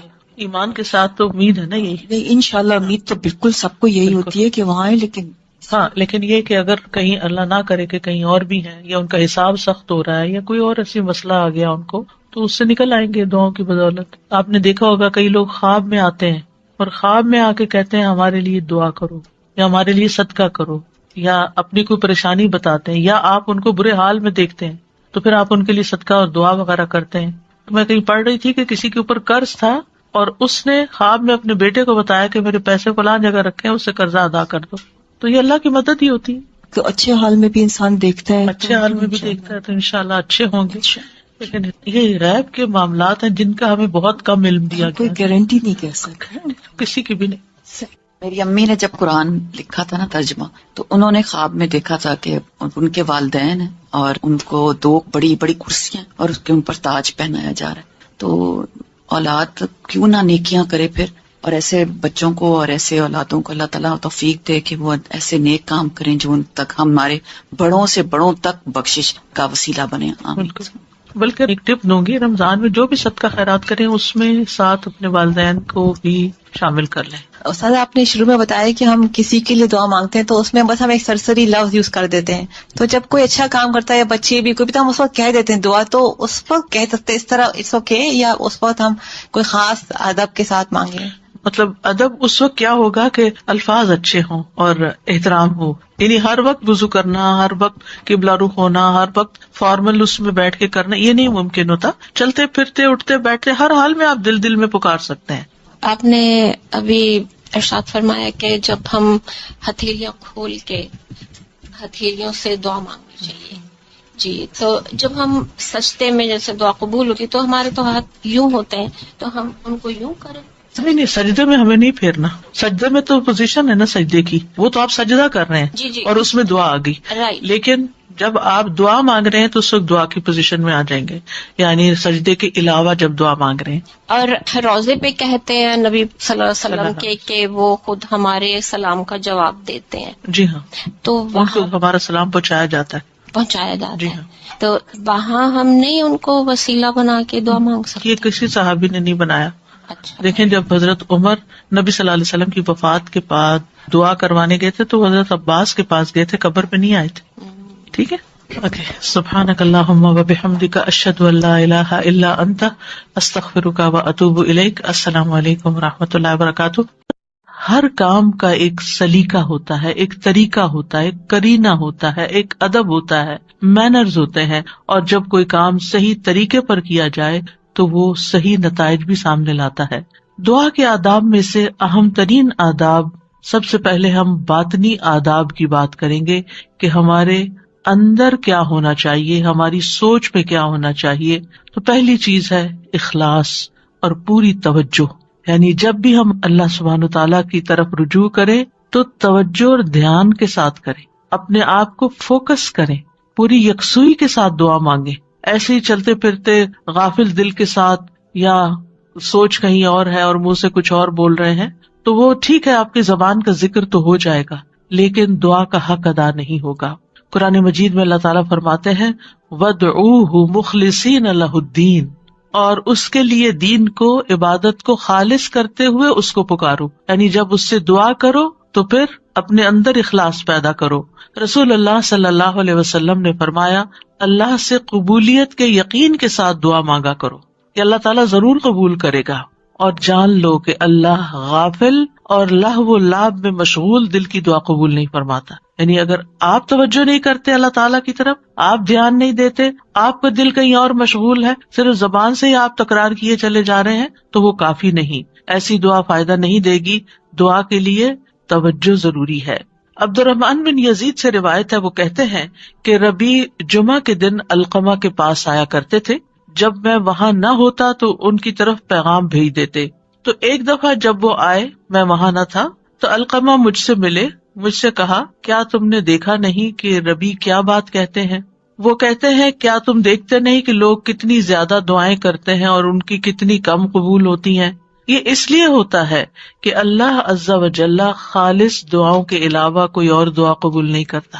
یعنی جب تک آپ خالص ہو کے توجہ کے ساتھ دعا نہیں کرتے تو وہ اپنے ہدف تک نہیں پہنچتی، اس کا مقصد پورا نہیں ہوتا، کیونکہ وہ آپ صرف کہہ رہے ہوتے ہیں، مانگ نہیں رہے ہوتے. تو آپ کو مانگنا ہے، اور مانگنے کے لیے عاجزی بھی چاہیے، مانگنے کے لیے دل کی تڑپ بھی چاہیے، اور خلوص بھی چاہیے، اور بار بار کی تکرار بھی چاہیے، اور اصرار بھی چاہیے. وہ کہتے ہیں کہ میں نے کہا کیا عبداللہ نے بھی یہی نہیں کہا؟ انہوں نے پوچھا کہ عبداللہ نے کیا کہا ہے؟ انہوں نے کہا کہ عبداللہ نے بیان کیا ہے کہ اللہ کسی لوگوں کو سنانے والے، یعنی جو شخص کسی کو سنانے کے لیے دعا کرتا ہے، ریاکار اور ہنسی مذاق سے دعا کرنے والے کی دعا قبول نہیں کرتا. صرف اس دعا کرنے والے کی دعا قبول کرتا ہے جس کے دل سے دعا نکلتی ہے، خلوص کے ساتھ دعا نکلتی ہے. یعنی بعض اوقات ہم دعا مانگ رہے ہوتے ہیں اور ہمارا مقصد نہیں ہوتا دعا کرنا، مقصد ہوتا بس کسی کو سنانا کہ ہم دعا کر رہے ہیں، یعنی وہ ہماری صرف ایک بات ہی ہوتی ہے، دعا نہیں ہوتی، دعائیہ انداز میں ایک بات کر رہے ہوتے ہیں. تو بات کرنا کچھ اور ہے اور دعا کرنا کچھ اور ہے. اور لوگوں کو سنانا یا لوگوں کو دکھانا، یا جب لوگ سن رہے ہوں تو اس وقت دعائیں کرنا اونچی اونچی آواز میں، اور جب تنہائی میں بیٹھے ہیں اکیلے ہیں تو کوئی دعا ہی نہیں یا بہت مختصر سی دعا ہے. تو باطنی آداب میں سے کیا ہے کہ جب ہم اکیلے ہوں، تنہائی میں ہوں، پھر ہم اللہ سے کیا باتیں کرتے ہیں، کتنی توجہ کے ساتھ بات کرتے ہیں. دوسری بات یہ ہے کہ سچے دل سے دعا کرنا. امام احمد بن حنبل رحمہ اللہ سے کہا گیا کہ ہمارے اور رحمان کے عرش کے درمیان کتنا فاصلہ ہے. سوال کیا کسی نے، یعنی کتنا فاصلہ یہاں سے عرش تک کا. انہوں نے کہا سچے دل سے سچی دعا کرنا. یعنی جب آپ سچے دل سے سچی دعا کرتے ہیں تو آپ کی دعا عرش تک جا پہنچتی، رب العالمین تک پہنچ جاتی ہے. بس اتنا ہی فاصلہ ہے. انی قریب، اللہ تعالیٰ قریب ہے، دور نہیں ہے، اسی لیے وہ سنتا ہے ہماری. سبحان اللہ، اللہ تعالیٰ عرش پر ہوتے ہوئے ہمارے دلوں کے حال جانتے ہیں اور ہماری چپکے چپکے کی ہوئی باتیں اور دعائیں اور آہیں اور پکار وہ سب بھی سنتے ہیں. پھر قبولیت کے یقین کے ساتھ دعا کرنا. نبی صلی اللہ علیہ وسلم نے فرمایا، تم میں سے کوئی شخص اس طرح دعا نہ کرے کہ اے اللہ اگر تو چاہے تو میری بخشش کر دے، اگر تو چاہے تو مجھ پر رحم کر دے، اگر تو چاہے تو مجھے روزی دے دے. نہیں، بلکہ پختگی کے ساتھ سوال کرنا چاہیے، کیونکہ اللہ جو چاہتا ہے کرتا ہے، اللہ پہ کوئی جبر کرنے والا نہیں. تو پکی پکی دعا کرے کہ اللہ تعالیٰ یہ چاہیے، ایسا ہی چاہیے، اصرار کے ساتھ، تکرار کے ساتھ، خلوص کے ساتھ. اور پھر قبولیت دعا کے بارے میں پریشان نہ ہو کہ ہم نے تو خلوص بھی اور تکرار، اصرار سب کچھ کر لیا، پھر بھی ہماری دعا قبول نہیں ہوئی. عمر بن خطاب کہتے ہیں، میں دعا کی قبولیت کے بارے میں پریشان نہیں ہوتا، بلکہ میں دعا کے بارے میں پریشان ہوتا ہوں. تو جب تمہارے دل میں دعا مانگنے کا خیال ڈال دیا جاتا ہے کہ مانگو، تو دعا کی قبولیت اس کے ساتھ ہی ہوتی ہے، یعنی قبولیت بھی ساتھ ہی آ جاتی ہے. تو اس لیے قبولیت ہو جائے گی اگر تم نے مانگ لیا، اپنا فرض پورا کر لیا. پھر یہ کہ خشوع و خضوع اور عاجزی کے ساتھ دعا کرنی چاہیے، یعنی دل کو حاضر کر کے اللہ سبحانہ تعالیٰ کے سامنے اپنی بندگی کا اظہار کر کے کہ میں کچھ نہیں ہوں، میں بہت کمزور انسان ہوں، میں فقیر ہوں، تو بادشاہ ہے، میرے ہاتھ میں کچھ نہیں، ہر چیز کا مالک تو ہے. جب انسان اس طرح اپنی عاجزی کو ظاہر کر کے دعا کرتا ہے تو بھی دعا قبول ہوتی ہے. ابو موسیٰ اشعری کہتے ہیں، ہم ایک سفر میں رسول اللہ صلی اللہ علیہ وسلم کے ساتھ تھے.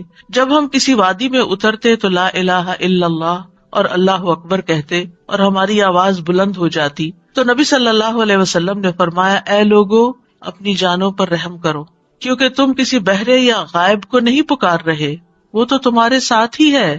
بے شک وہ سننے والا تم سے بہت قریب ہے، بے شک وہ سننے والا بہت قریب ہے. انہ سمیع قریب تبارک اسمہ وتعالی جدہ، اس کا نام برکتوں والا ہے اور اس کی عظمت بہت ہی بڑی ہے. پھر یہ کہ اپنی بے بسی اور اللہ تعالیٰ کی نعمتوں کا اقرار کرتے ہوئے دعا کرنا. ہمیں زکریا علیہ السلام کے بارے میں پتہ چلتا ہے قرآن مجید سے کہ انہوں نے کہا، قال ربی انی وہن العظم منی واشتعل الرأس شیبا ولم اکن بدعائک رب شقیا. اے رب میری ہڈیاں کمزور ہو گئی ہیں، میرا سر بڑھاپے سے بھڑک اٹھا ہے، بال سفید ہو گئے ہیں، اور اے میرے رب میں تجھ سے مانگ کر کبھی نامراد نہیں ہوا. یعنی میرے اینڈ پر کوئی چیز کام نہیں کر رہی، لیکن تیرے اینڈ پہ سب کچھ کام کرتا ہے، لہذا میں ابھی بھی مایوس نہیں ہوں. دعا میں جب کچھ چیزیں جمع ہو جاتی ہیں تو پھر دعا قبولیت کا درجہ پاتی ہے، جس میں اللہ تعالیٰ کی بارگاہ میں اپنی کمزوری، اپنی محتاجگی، اپنی عاجزی کا اظہار کرنا، عاجزی اور انکساری، لاچاری اور بے بسی، پھر ساتھ ساتھ اللہ کی تعریف بھی کرنا. یعنی ایک طرف اپنی کمزوری کا ذکر کرنا، اللہ میں تو گناہ گار ہوں اور تو بخشنے والا ہے، اللہ میں تو اپنی جان پہ ظلم کرنے والا ہوں اور تو ہم پر مہربان ہے. یعنی ایک طرف اپنی کمزوری کا اظہار اور دوسری طرف اللہ کی رحمت اور اللہ تعالیٰ کی بہترین صفات کا اقرار، وہ ساتھ ساتھ چلے. پھر اس کی نعمتوں کا اقرار کہ اللہ تو نے مجھے یہ بھی نعمت دی میرے مانگے بغیر، تو نے مجھے یہ بھی عطا کر دیا میرے مانگے بغیر، تو مجھے یہ بھی عطا کر دے. یعنی پھر اپنی حاجت رکھے. یعنی اس سے دعا کے اندر ایک خوبصورتی پیدا ہو جاتی ہے. یعنی مانگنے والے کا جو انداز ہوتا ہے اس پر بھی بہت ڈپینڈ کرتا ہے. آپ دیکھیں ایک شخص آپ کے پاس آتا ہے اور روڈلی بات کرتا ہے اور اپنی کوئی ضرورت بتاتا ہے, آپ کیا کریں گے؟ ٹھہر جاؤ, کرتے ہیں تو ہماری خبر لیتے ہیں. آپ شاید کر بھی لیں کچھ اس کے لیے, لیکن اس محبت سے نہیں. ایک شخص آتا ہے, وہ بڑی محبت سے آپ سے بات کرتا ہے, آپ کے احسانات کا ذکر کرتا ہے, آپ کی کوئی تعریف کر دیتا ہے, اور اس کے بعد اپنی کوئی ضرورت رکھتا ہے, تو آپ اپنی وسعت سے بڑھ کے بھی شاید اس کی مدد کرتے. تو جب بندے اور بندے کے بیچ میں یہ معاملہ ہے, تو جو اصل بادشاہ ہے اس کا کتنا حق بنتا ہے کہ ہم اس کی نعمتوں کا اقرار کریں, اس کی تعریف کریں, اور سچے دل سے اس کی حمد و ثنا بیان کریں. اور پھر خاص طور پر یہ کہ انسان اپنے گناہوں کا اعتراف کرے کہ یا اللہ میں گناہگار ہوں. ایک تو ہوتا نا جو اوپر اوپر سے ہم کہتے رہتے ہیں ہم تو بڑے گناہگار ہیں, وہ والا گناہگار نہیں, جو اصلی والا اپنے کسی گناہ کو یاد کر لیں, یا اللہ مجھ سے یہ بھی زیادتی ہوئی ہے, میرے منہ سے یہ لفظ نکل گئے تھے, فلاں شخص کو میں نے ہرٹ کر دیا تھا, یا اللہ میری نماز لیٹ ہو گئی تھی, مجھے قرآن بھی صحیح نہیں پڑھنا آتا, میں نے پتہ نہیں اور کون سی غلطیاں کی ہیں جو مجھ سے زیادہ تو جانتا ہے, میں تو کر کے بھی بھول چکی ہوں, لیکن تو معاف کرنے والا ہے. حضرت سلیمان علیہ السلام نے کیا کیا تھا؟ رب اغفر لی وہب لی ملکن لا ينبغی لأحد من بعدی, اے میرے رب مجھے بخش دے. پہلے اپنی بخشش مانگی, گناہوں کا اعتراف کیا, اور پھر اس کے بعد مجھے ایسی بادشاہت عطا کر جو میرے بعد کسی اور کے لیے نہ ہو. تو یہ اقرار بڑا ضروری ہے. فاعترفت بذنبی, اللہ میں اپنے گناہوں کا اعتراف کرتا ہوں. اور پھر آپ دیکھیے گڑ گڑا کے دعا مانگنی چاہیے, تضرعا وخفیہ. سورۃ الاعراف میں آتا ہے ادعوا ربکم تضرعا وخفیہ انہ لا یحب المعتدین. اپنے رب کو گڑ گڑا کے اور خفیہ خفیہ چپ کے پکارو, بے شک وہ حد سے بڑھنے والوں سے محبت نہیں کرتا. یعنی حد سے بڑھنا کیا ہے کہ بہت چیخ چلا کے دعا کرنا, یا پھر یہ کہ انسان وہ چیزیں مانگنے لگے کہ جو اس کو زیب نہیں دیتی. تضرع جو ہوتا ہے اس میں رونا بھی شامل ہوتا ہے, اپنی عاجزی اور انکساری کا اظہار بھی ہوتا ہے, اور اصرار بھی ہوتا ہے. تضرع گڑ گڑانے کے معنوں میں یہ ساری چیزیں شامل ہیں. یعنی انسان اس طرح اپنے آپ کو اپنے رب کے سامنے بے بس پیش کرے اور اس کے الفاظ ایسے ہوں کہ اس کے اندر سے دل کی ساری خرابیاں نکل جائیں. یعنی آئی ایم نتھنگ, اے اللہ میں کچھ نہیں ہوں. اینڈ یو مین اٹ, کہ واقعی انسان سمجھے کہ میں بہت کمزور ہوں, غلطیوں کا پتلا ہوں, لیکن پھر بھی میں تیرے در پہ آیا ہوں. تو بادشاہ ہے, تو مجھے خالی ہاتھ نہیں لوٹائے گا, میری تجھ سے ہی امیدیں ہیں ساری. آپ دیکھیے نبی صلی اللہ علیہ وسلم سے بڑھ کر کون عبادت گزار تھا؟ سب سے زیادہ عبادت تو نبی صلی اللہ علیہ وسلم نے کی, لیکن بدر کے دن ان کا اللہ تعالیٰ کے آگے رونا اور گڑ گڑانا اور پھر اپنے ہاتھوں کو اٹھا کے دعا کرنا وہ ہم سب جانتے ہیں. صحیح مسلم میں آتا ہے غزوہ بدر کے موقع پر اللہ کے نبی صلی اللہ علیہ وسلم قبلہ رخ ہوئے, پھر دعا کے لیے اپنے ہاتھوں کو اٹھایا اور اپنے رب سے گڑ گڑا کے دعا مانگنا شروع کی. اللہم انجز لی ما وعدتنی, اللہم آتی ما وعدتنی, اللہم ان تہلک ہذہ العصابۃ من اہل الاسلام لا تعبد فی الارض. اے اللہ میرے لیے اپنے کیے ہوئے وعدے کو پورا فرما, اے اللہ اپنے وعدے کے مطابق معاملہ فرما. اے اللہ اگر اہل اسلام کی یہ جماعت ہلاک ہو گئی تو زمین پر تیری عبادت نہ کی جائے گی. اور یہ صرف ایک دفعہ جملہ نہیں انہوں نے بولا, بار بار یہی کہتے تھے اللہ اپنے وعدوں کو پورا کر دے, اللہ اپنے وعدے پورے کر دے. آپ صلی اللہ علیہ وسلم برابر اپنے رب سے اپنے ہاتھ دراز کیے ہوئے, ہاتھ اٹھا کے قبلے کی طرف منہ کر کے دعا مانگتے رہے, یہاں تک کہ آپ کی چادر آپ کے شانے سے گر پڑی. یعنی کندھے پہ جو چادر اڑی تھی وہ نیچے گر گئی, یعنی اتنا ہاتھ اٹھایا کہ وہ چادر بھی گر گئی. بس ابو بکر رضی اللہ عنہ آپ کی طرف آئے, آپ کی چادر کو اٹھایا, اسے آپ کے کندھے پہ ڈالا, پھر آپ کے پیچھے سے آپ کو لپٹ گئے اور عرض کیا اللہ کے نبی آپ کی اپنے رب سے دعا کافی ہو چکی, ان قریب وہ آپ سے کیے ہوئے اپنے وعدے کو پورا فرمائے گا. اگر ہم سے کسی نے وعدہ کیا ہو کہ میں تمہارا یہ کام کر دوں گا, اگر ہم سے اللہ نے وعدہ کیا ہو کوئی کہ یہ ہو جائے گا, تو پھر اس کے بعد ہماری دعائیں کتنی ہوگی؟ ہم تو دعا ہی نہیں کریں گے, ہم کہیں گے وہ تو آلریڈی کانٹریکٹ ہو چکا ہے, وعدہ ہو چکا ہے, اب تو ہو ہی جائے گا نا, بس ہو ہی جائے گا, اب کیا فکر, اب ٹکٹ لے لی ہے, ویزا لگ گیا ہے, اب تو عمرے پہ جانا پکا ہو گیا, ہو ہی جائے گا. نہیں, یہ ٹکٹ اور ویزا نہیں لے کے جاتا آپ کو, یہ اللہ کا اذن, اللہ کی طرف سے رحمت, اللہ کی طرف سے عنایت آپ کو لے کے جاتی ہے. اور جب تک آپ اس کے گھر تک پہنچ نہیں جاتے مسلسل دعا کرتے رہیں, مانگ مانگ کے اللہ سے نیکیوں کے موقع لیتے رہیں. کسی بھی موقع پر کوئی بھی نیکی کا کام کرنا ہو. اب مثلا نماز پڑھنے جا رہے ہیں آپ, تو آپ اللہ تعالیٰ سے دعا کریں, اللہ تعالیٰ نماز تو پڑھنے جا رہی ہوں, خوشبو آپ نے ڈالنا ہے, میرا دل آپ نے لگانا ہے, میرے لیے اس نماز کو آنکھوں کی ٹھنڈک آپ نے بنانا ہے, اس نماز میں میری محبت آپ نے ڈالنی ہے. کیونکہ نیکی کے کام بھی فار گرانٹیڈ نہ لیا کریں, یہاں ہو جائیں گے, بس یہ تو فرض ہے نا, ادا کر لیں گے, وضو کر لیا نا, جانماز بچ لی, کیا مشکل ہے, میں چلی جاؤں گی. نہیں, وہاں تک جانے کی توفیق بھی اللہ دیتا ہے, اور اچھا سا کام کرنے کی توفیق بھی اللہ تعالیٰ ہی دیتا ہے. اس لیے اس سے مانگتے رہے, چھوٹی چھوٹی چیزیں, یعنی جو بھی کام کرتے رہے. کھانا پکانے جا رہے ہیں تو دعا کریں یا اللہ بہت اچھا سا بن جائے. کوئی بھی کام, کسی سے کوئی ڈیل کرنے جا رہے ہیں, بازار جا رہے ہیں, کچھ خرید رہے ہیں, کچھ بھی کر رہے ہیں, تو دل میں اللہ تعالیٰ کو پکارتے رہیں, اللہ تعالیٰ سے کنیکشن ڈیولپ کریں, اللہ تعالیٰ سے راز و نیاز کیا کریں, اللہ تعالیٰ کو اپنے دل کے قریب محسوس کیا کریں. قریب و مجیب, وہ قریب بھی ہے, جواب بھی دیتا ہے, دعائیں قبول کرتا ہے. اور پھر چپکے یہ جو دعاؤں کی قسمیں جو میں نے ذکر کی ہیں ابھی, یہ ساری خفیہ دعائیں, دل میں, دائیں بائیں کسی کو نہیں پتا آپ کیا کر رہے ہیں, لیکن مانگتے چلے جائیں.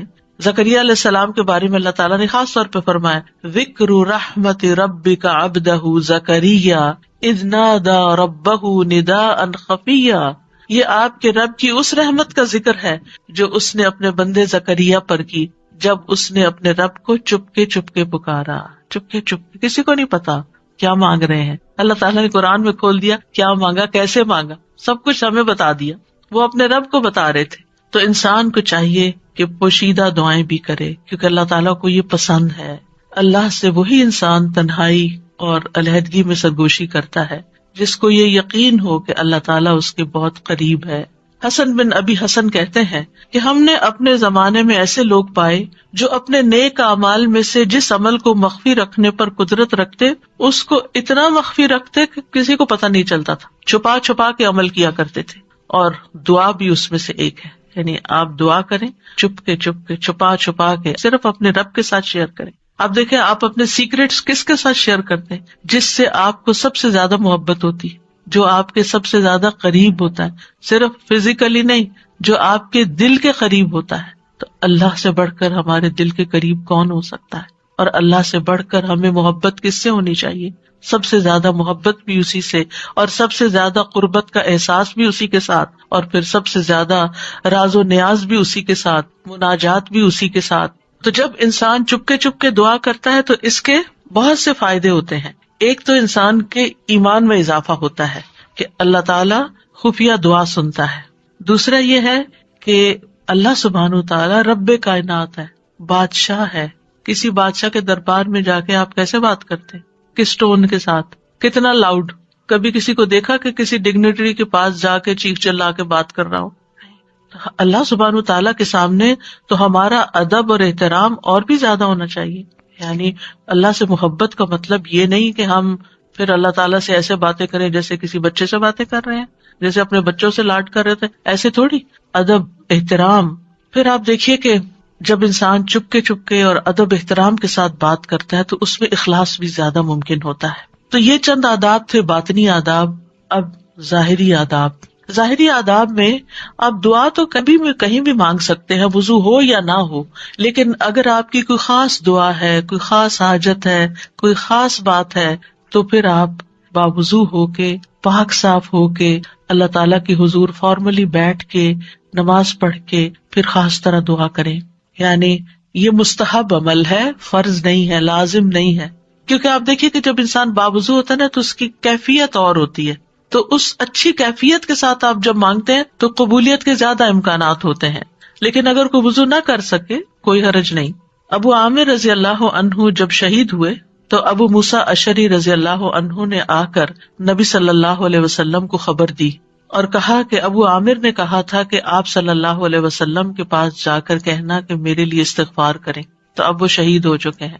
آپ نے پانی طلب کیا, وضو فرمایا, پھر اپنے ہاتھ اٹھا کر دعا کی, اے اللہ ابو عامر کی مغفرت فرما. کیا ہمیں اگر کوئی دعا کے لیے کہتا ہے, ہم نے بھی کبھی ایسا اہتمام کیا؟ پھر ہم اپنی اور رسول اللہ صلی اللہ علیہ وسلم کی امت کے لیے جو خیر خواہی ہے اس کا فرق دیکھ لیں کہ کوئی اگر ہمیں کہتا ہے کہ ہمارے لیے دعا کر دیں تو ہم اس کو الٹا بوجھ سمجھ لیتے ہیں. اور اس حدیث سے یہ بھی پتہ چلتا ہے کہ کسی کو اپنی بخشش کی دعا کے لیے کہنے میں کوئی حرج نہیں، اور خاص طور پر اپنے قریبی دوستوں اور اپنے بچوں کو یہ وصیت بھی کرنی چاہیے کہ خصوصاً مرنے کے بعد ہماری بخشش کی دعا ضرور کریں. سب سے بہترین تحفہ جو ہم کسی میت کو بھیج سکتے ہیں وہ اس کے لیے دل سے کی ہوئی بخشش کی دعا ہے. آج کل تو بس ایک رواج چل پڑا ہے کہ کوئی فوت ہوتا ہے گروپ میں ڈال دیتے ہیں اور سارے اٹھا کے کٹ پیسٹ کر کے دعائیں پیسٹ کرتے جاتے ہیں اور فارغ ہو جاتے ہیں، اور بیٹھ کے آرام سے سکون سے توجہ سے دعا نہیں کرتے کہ جانے والے کو اس وقت پتہ نہیں کیسی ضرورت ہوگی ہماری دعا کی. تو ہمارے خلوص کا یہ تقاضا ہے کہ ہم اپنے پیاروں کے لیے بہت اہتمام کے ساتھ دعا کریں کہ ہم دنیا میں ہوں یا نہ ہوں، اور خصوصاً جب والدین چلے جائیں دنیا سے تو وہ اور زیادہ ہماری دعاؤں کے محتاج ہو جاتے ہیں. پھر اسی طرح دعا کرتے وقت قبلہ رخ ہو جانا افضل ہے، یہ بھی مستحب ہے. نہ ہو کوئی بات نہیں، کسی بھی جگہ کسی بھی طرف رخ کر کے آپ دعا کر سکتے ہیں. نبی صلی اللہ علیہ وسلم نے ایک جمعہ کے دن بارش کی دعا مانگی تھی. اس وقت آپ کا چہرہ مشرق کی طرف تھا، قبلے کی طرف نہیں، کیونکہ آپ جمعے کا خطبہ دے رہے تھے تو جمعے کے خطبے میں پھر اپوزٹ ڈائریکشن پہ انسان کھڑا ہوتا ہے، تو آپ نے دیر اینڈ دین دعا مانگ لی. لیکن اوور آل آپ دیکھیے کہ جب آپ عبادت کے وقت قبلہ رخ ہو کے بیٹھتے ہیں تو اس سے ایک پازیٹیو انرجی آپ کے اندر سے آتی ہے، آپ کو ایک فیلنگ آتی ہے، آپ کا فوکس بڑھ جاتا ہے. قبلہ ہے بھی کس لیے؟ ایک فوکس کے لیے نا، آرگنائز کرنے کے لیے نمازوں کو، کہ پوری دنیا کے جو نمازی ہیں وہ ایک ہی طرف رخ رکھے. اور اسی لیے آپ دیکھیں کہ جب ہم حرم شریف جاتے ہیں، کعبہ کے پاس جاتے ہیں تو کتنی پازیٹیو انرجی لے کر آتے ہیں. ہماری سوچیں، ہمارے خیال، ہمیں سارے غم بھول جاتے ہیں، ساری پریشانیاں دور ہو جاتی ہیں، اور ایک اور خاص طرح کی انرجی ہمارے اندر آ جاتی ہے. تو اس لیے بہتر ہے کہ قبلے کی طرف منہ کر لے، نہیں ہے تو کوئی بات نہیں. علی بن ابی طالب سے روایت ہے، ایک مرتبہ ہم رسول اللہ صلی اللہ علیہ وسلم کے ساتھ سفر پر روانہ ہوئے. جب ہم ہرہ میں اس سیراب کی ہوئی زمین پر پہنچے جو سعد بن ابی وقاص کی ملکیت میں تھی، تو رسول اللہ صلی اللہ علیہ وسلم نے فرمایا میرے لیے وضو کا پانی لاؤ. جب نبی صلی اللہ علیہ وسلم وضو کر چکے تو قبلہ رخ ہو کر کھڑے ہو گئے، اللہ اکبر کہہ کے فرمایا، اے اللہ، ابراہیم جو تیرے بندے اور تیرے خلیل تھے انہوں نے اہل مکہ کے لیے برکت کی دعا کی تھی، اور میں محمد تیرا بندہ اور تیرا رسول ہوں صلی اللہ علیہ وسلم. میں تجھ سے اہل مدینہ کے حق میں دعا مانگتا ہوں کہ اہل مدینہ کے مد اور سا میں اہل مکہ کی نسبت دگنی برکت عطا فرما دے. مد اور سا پیمانے ہیں جن سے ناپ کے تول کی چیزیں دی جاتی تھی، اسکیلز ہیں.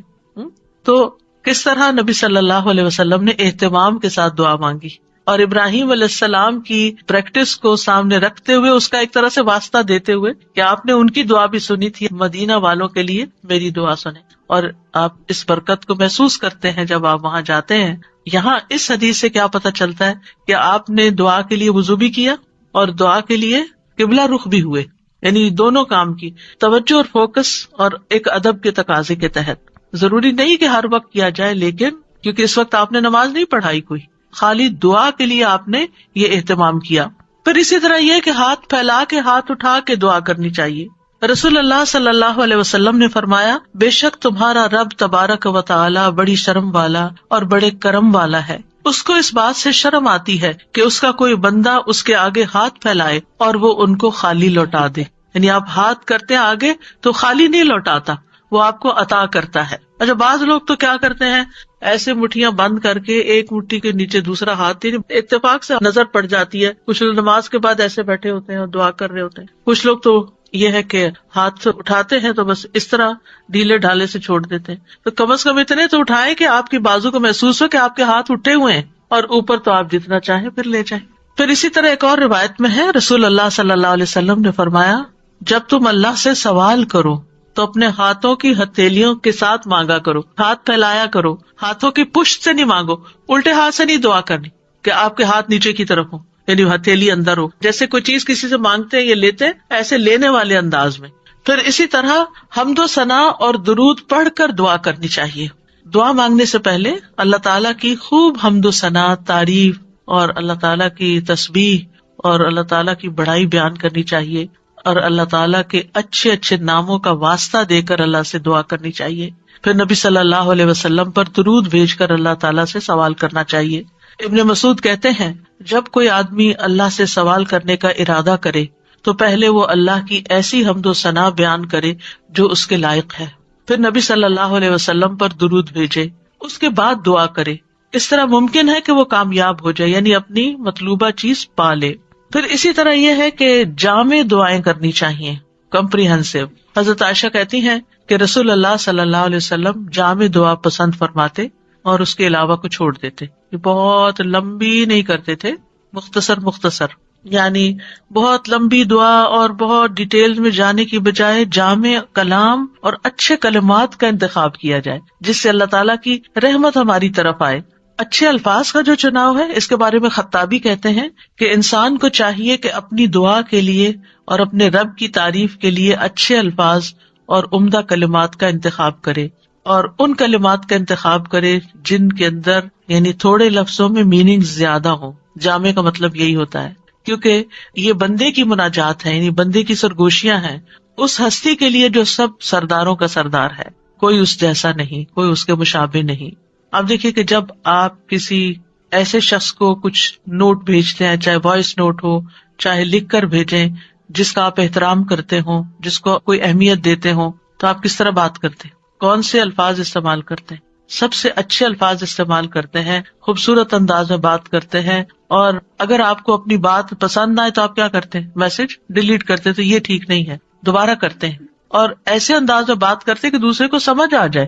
تو اللہ سبحانہ تعالیٰ سے ہم اس طرح بات کریں کہ جو خوبصورت الفاظ پر مبنی ہو، الفاظ کا چناؤ بھی اچھا ہو، لیکن اس چناؤ میں تصنع نہیں ہو، آرٹیفیشلٹی نہیں ہو، تکلف نہیں ہو، یہ پسند نہیں کیا گیا.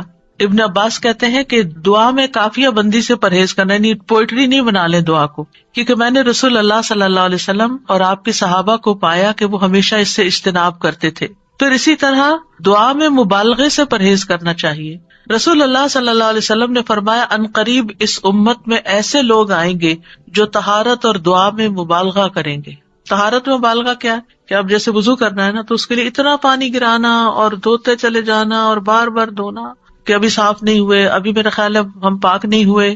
نہیں، اس میں انسان کو اعتدال اختیار کرنا چاہیے. نبی صلی اللہ علیہ وسلم تھوڑے سے پانی سے پورا وضو کر لیا کرتے تھے. اور اسی طرح دعا میں مبالغہ آرائی جو ہے وہ بھی پسندیدہ نہیں ہے. پھر اپنے گناہوں کا اعتراف کر کے توبہ استغفار کر کے دعا کرے. نبی صلی اللہ علیہ وسلم نے فرمایا ایک بندے نے گناہ کیا اور کہا اے میرے رب میں نے گناہ کیا تو مجھے بخش دے. اس کے رب نے فرمایا کیا میرا بندہ جانتا ہے کہ اس کا کوئی رب ہے اور گناہ کی وجہ سے سزا بھی دیتا ہے؟ میں نے اپنے بندے کو بخش دیا، کیونکہ میرے بندے کا یہ یقین تھا کہ میرا رب بخشش فرمانے والا ہے، اسی لیے وہ میرے پاس آیا بخشش مانگنے کے لیے، تو میں نے اس کو بخش دیا. دعا کرنے والے کو پہلے اپنے لیے دعا کرنی چاہیے، پھر اپنے قریب والوں کے لیے، پھر دور والوں کے لیے. جیسے قرآن مجید میں آتا ہے ابراہیم علیہ السلام کی دعا ربنا اغفر لی ولوالدی وللمؤمنین یوم یقوم الحساب، اللہ مجھے بخش دے، میرے والدین کو بخش دے اور سارے مومنوں کو بخش دے قیامت کے دن. رسول اللہ صلی اللہ علیہ وسلم جب کسی کا ذکر کرتے ہوئے اس کے لیے دعا کرتے تو پہلے اپنے لیے کرتے. پھر اسی طرح تکرار اور اسراء سے دعا کرنی چاہیے. نبی صلی اللہ علیہ وسلم جب دعا کرتے تو 3 مرتبہ دعا کرتے، ہر دفعہ نہیں لیکن جو خاص خاص دعائیں ہوتی. رسول اللہ صلی اللہ علیہ وسلم نے فرمایا جو شخص 3 مرتبہ اللہ سے جنت مانگے، جنت کہتی ہے اللہم ادخلہ الجنہ، یعنی آپ جب نماز میں یا بعد میں دعا کرتے ہیں کہ اللہم انی اسألک الجنہ، اللہم انی اسألک الجنہ، اللہم انی اسألک الجنہ، تو جنت کہتی ہے اللہم ادخلہ الجنہ. پھر اسی طرح جو بھی ضرورت ہو اس کے لیے صرف 1-8 دفعہ دعا کر کے چھوڑ نہ دی جائے بلکہ کثرت سے مانگتے رہیں. ابو درداء کہتے ہیں جو کثرت سے دروازہ کھٹکھٹاتا ہے قریب ہے اس کے لیے کھول دیا جائے، جو کثرت سے دعا مانگتا ہے قریب ہے کہ اس کی دعا قبول کر لی جائے. پھر اسی طرح پوری کوشش لگا دینی چاہیے، اللہ کی رحمت سے مایوس نہیں ہونا چاہیے. یہ نہیں کہنا چاہیے کہ 20 سال ہو گئے یہ دعا کرتے ہوئے ابھی تک قبول نہیں ہوئی، نہیں، مانگتے رہیں. ہر دعا کی قبولیت کا ایک وقت ہے. یعقوب علیہ السلام کی دعا کتنے سالوں میں جا کے قبول ہوئی، بعض کہتے ہیں 40 سال بعد، اس سے بھی زیادہ بتاتے ہیں. اسی طرح ابراہیم علیہ السلام کی جو دعا نبی صلی اللہ علیہ وسلم کے بارے میں تھی کئی ہزار سال کے بعد وہ قبول ہوئی. پھر اسی طرح باقی پیغمبروں کی بھی جو دعائیں ہیں، یعنی ہم دیکھتے ہیں دونوں طرح سے معاملات ہیں، فوری طور پر بھی اور تاخیر سے بھی، کیونکہ یہ اللہ تعالیٰ کو پتا ہے کہ ہمارے لیے کیا بہتر ہے. کیونکہ بعض اوقات اگر ہماری کوئی دعا فوری قبول ہو جائے تو ہو سکتا ہے کہ وہ ہمارے لیے نقصان دہ ہو جائے. پھر حلال روزی کا اہتمام کرنا. نبی صلی اللہ علیہ وسلم نے ایک شخص کا ذکر کیا جو طویل سفر کرتا ہے، پریشان ہے اور اس کے بال خاک آلود ہو رہے ہیں. وہ اپنے ہاتھ آسمان کی طرف پھیلا کر کہتا ہے اے رب اے رب، حالانکہ اس کا کھانا حرام، اس کا پینا حرام، اس کا پہننا سب حرام چیزوں سے ہے، اسے حرام ہی سے خوراک دی گئی، پھر اس کی دعا کیسے قبول ہو؟ اس کا یہ مطلب نہیں کہ اگر انسان سے اتنے گناہ ہو چکے ہیں یا وہ حرام کام کرتا رہا ہے تو اب دعا ہی نہ کرے، نہیں، پھر بھی دعا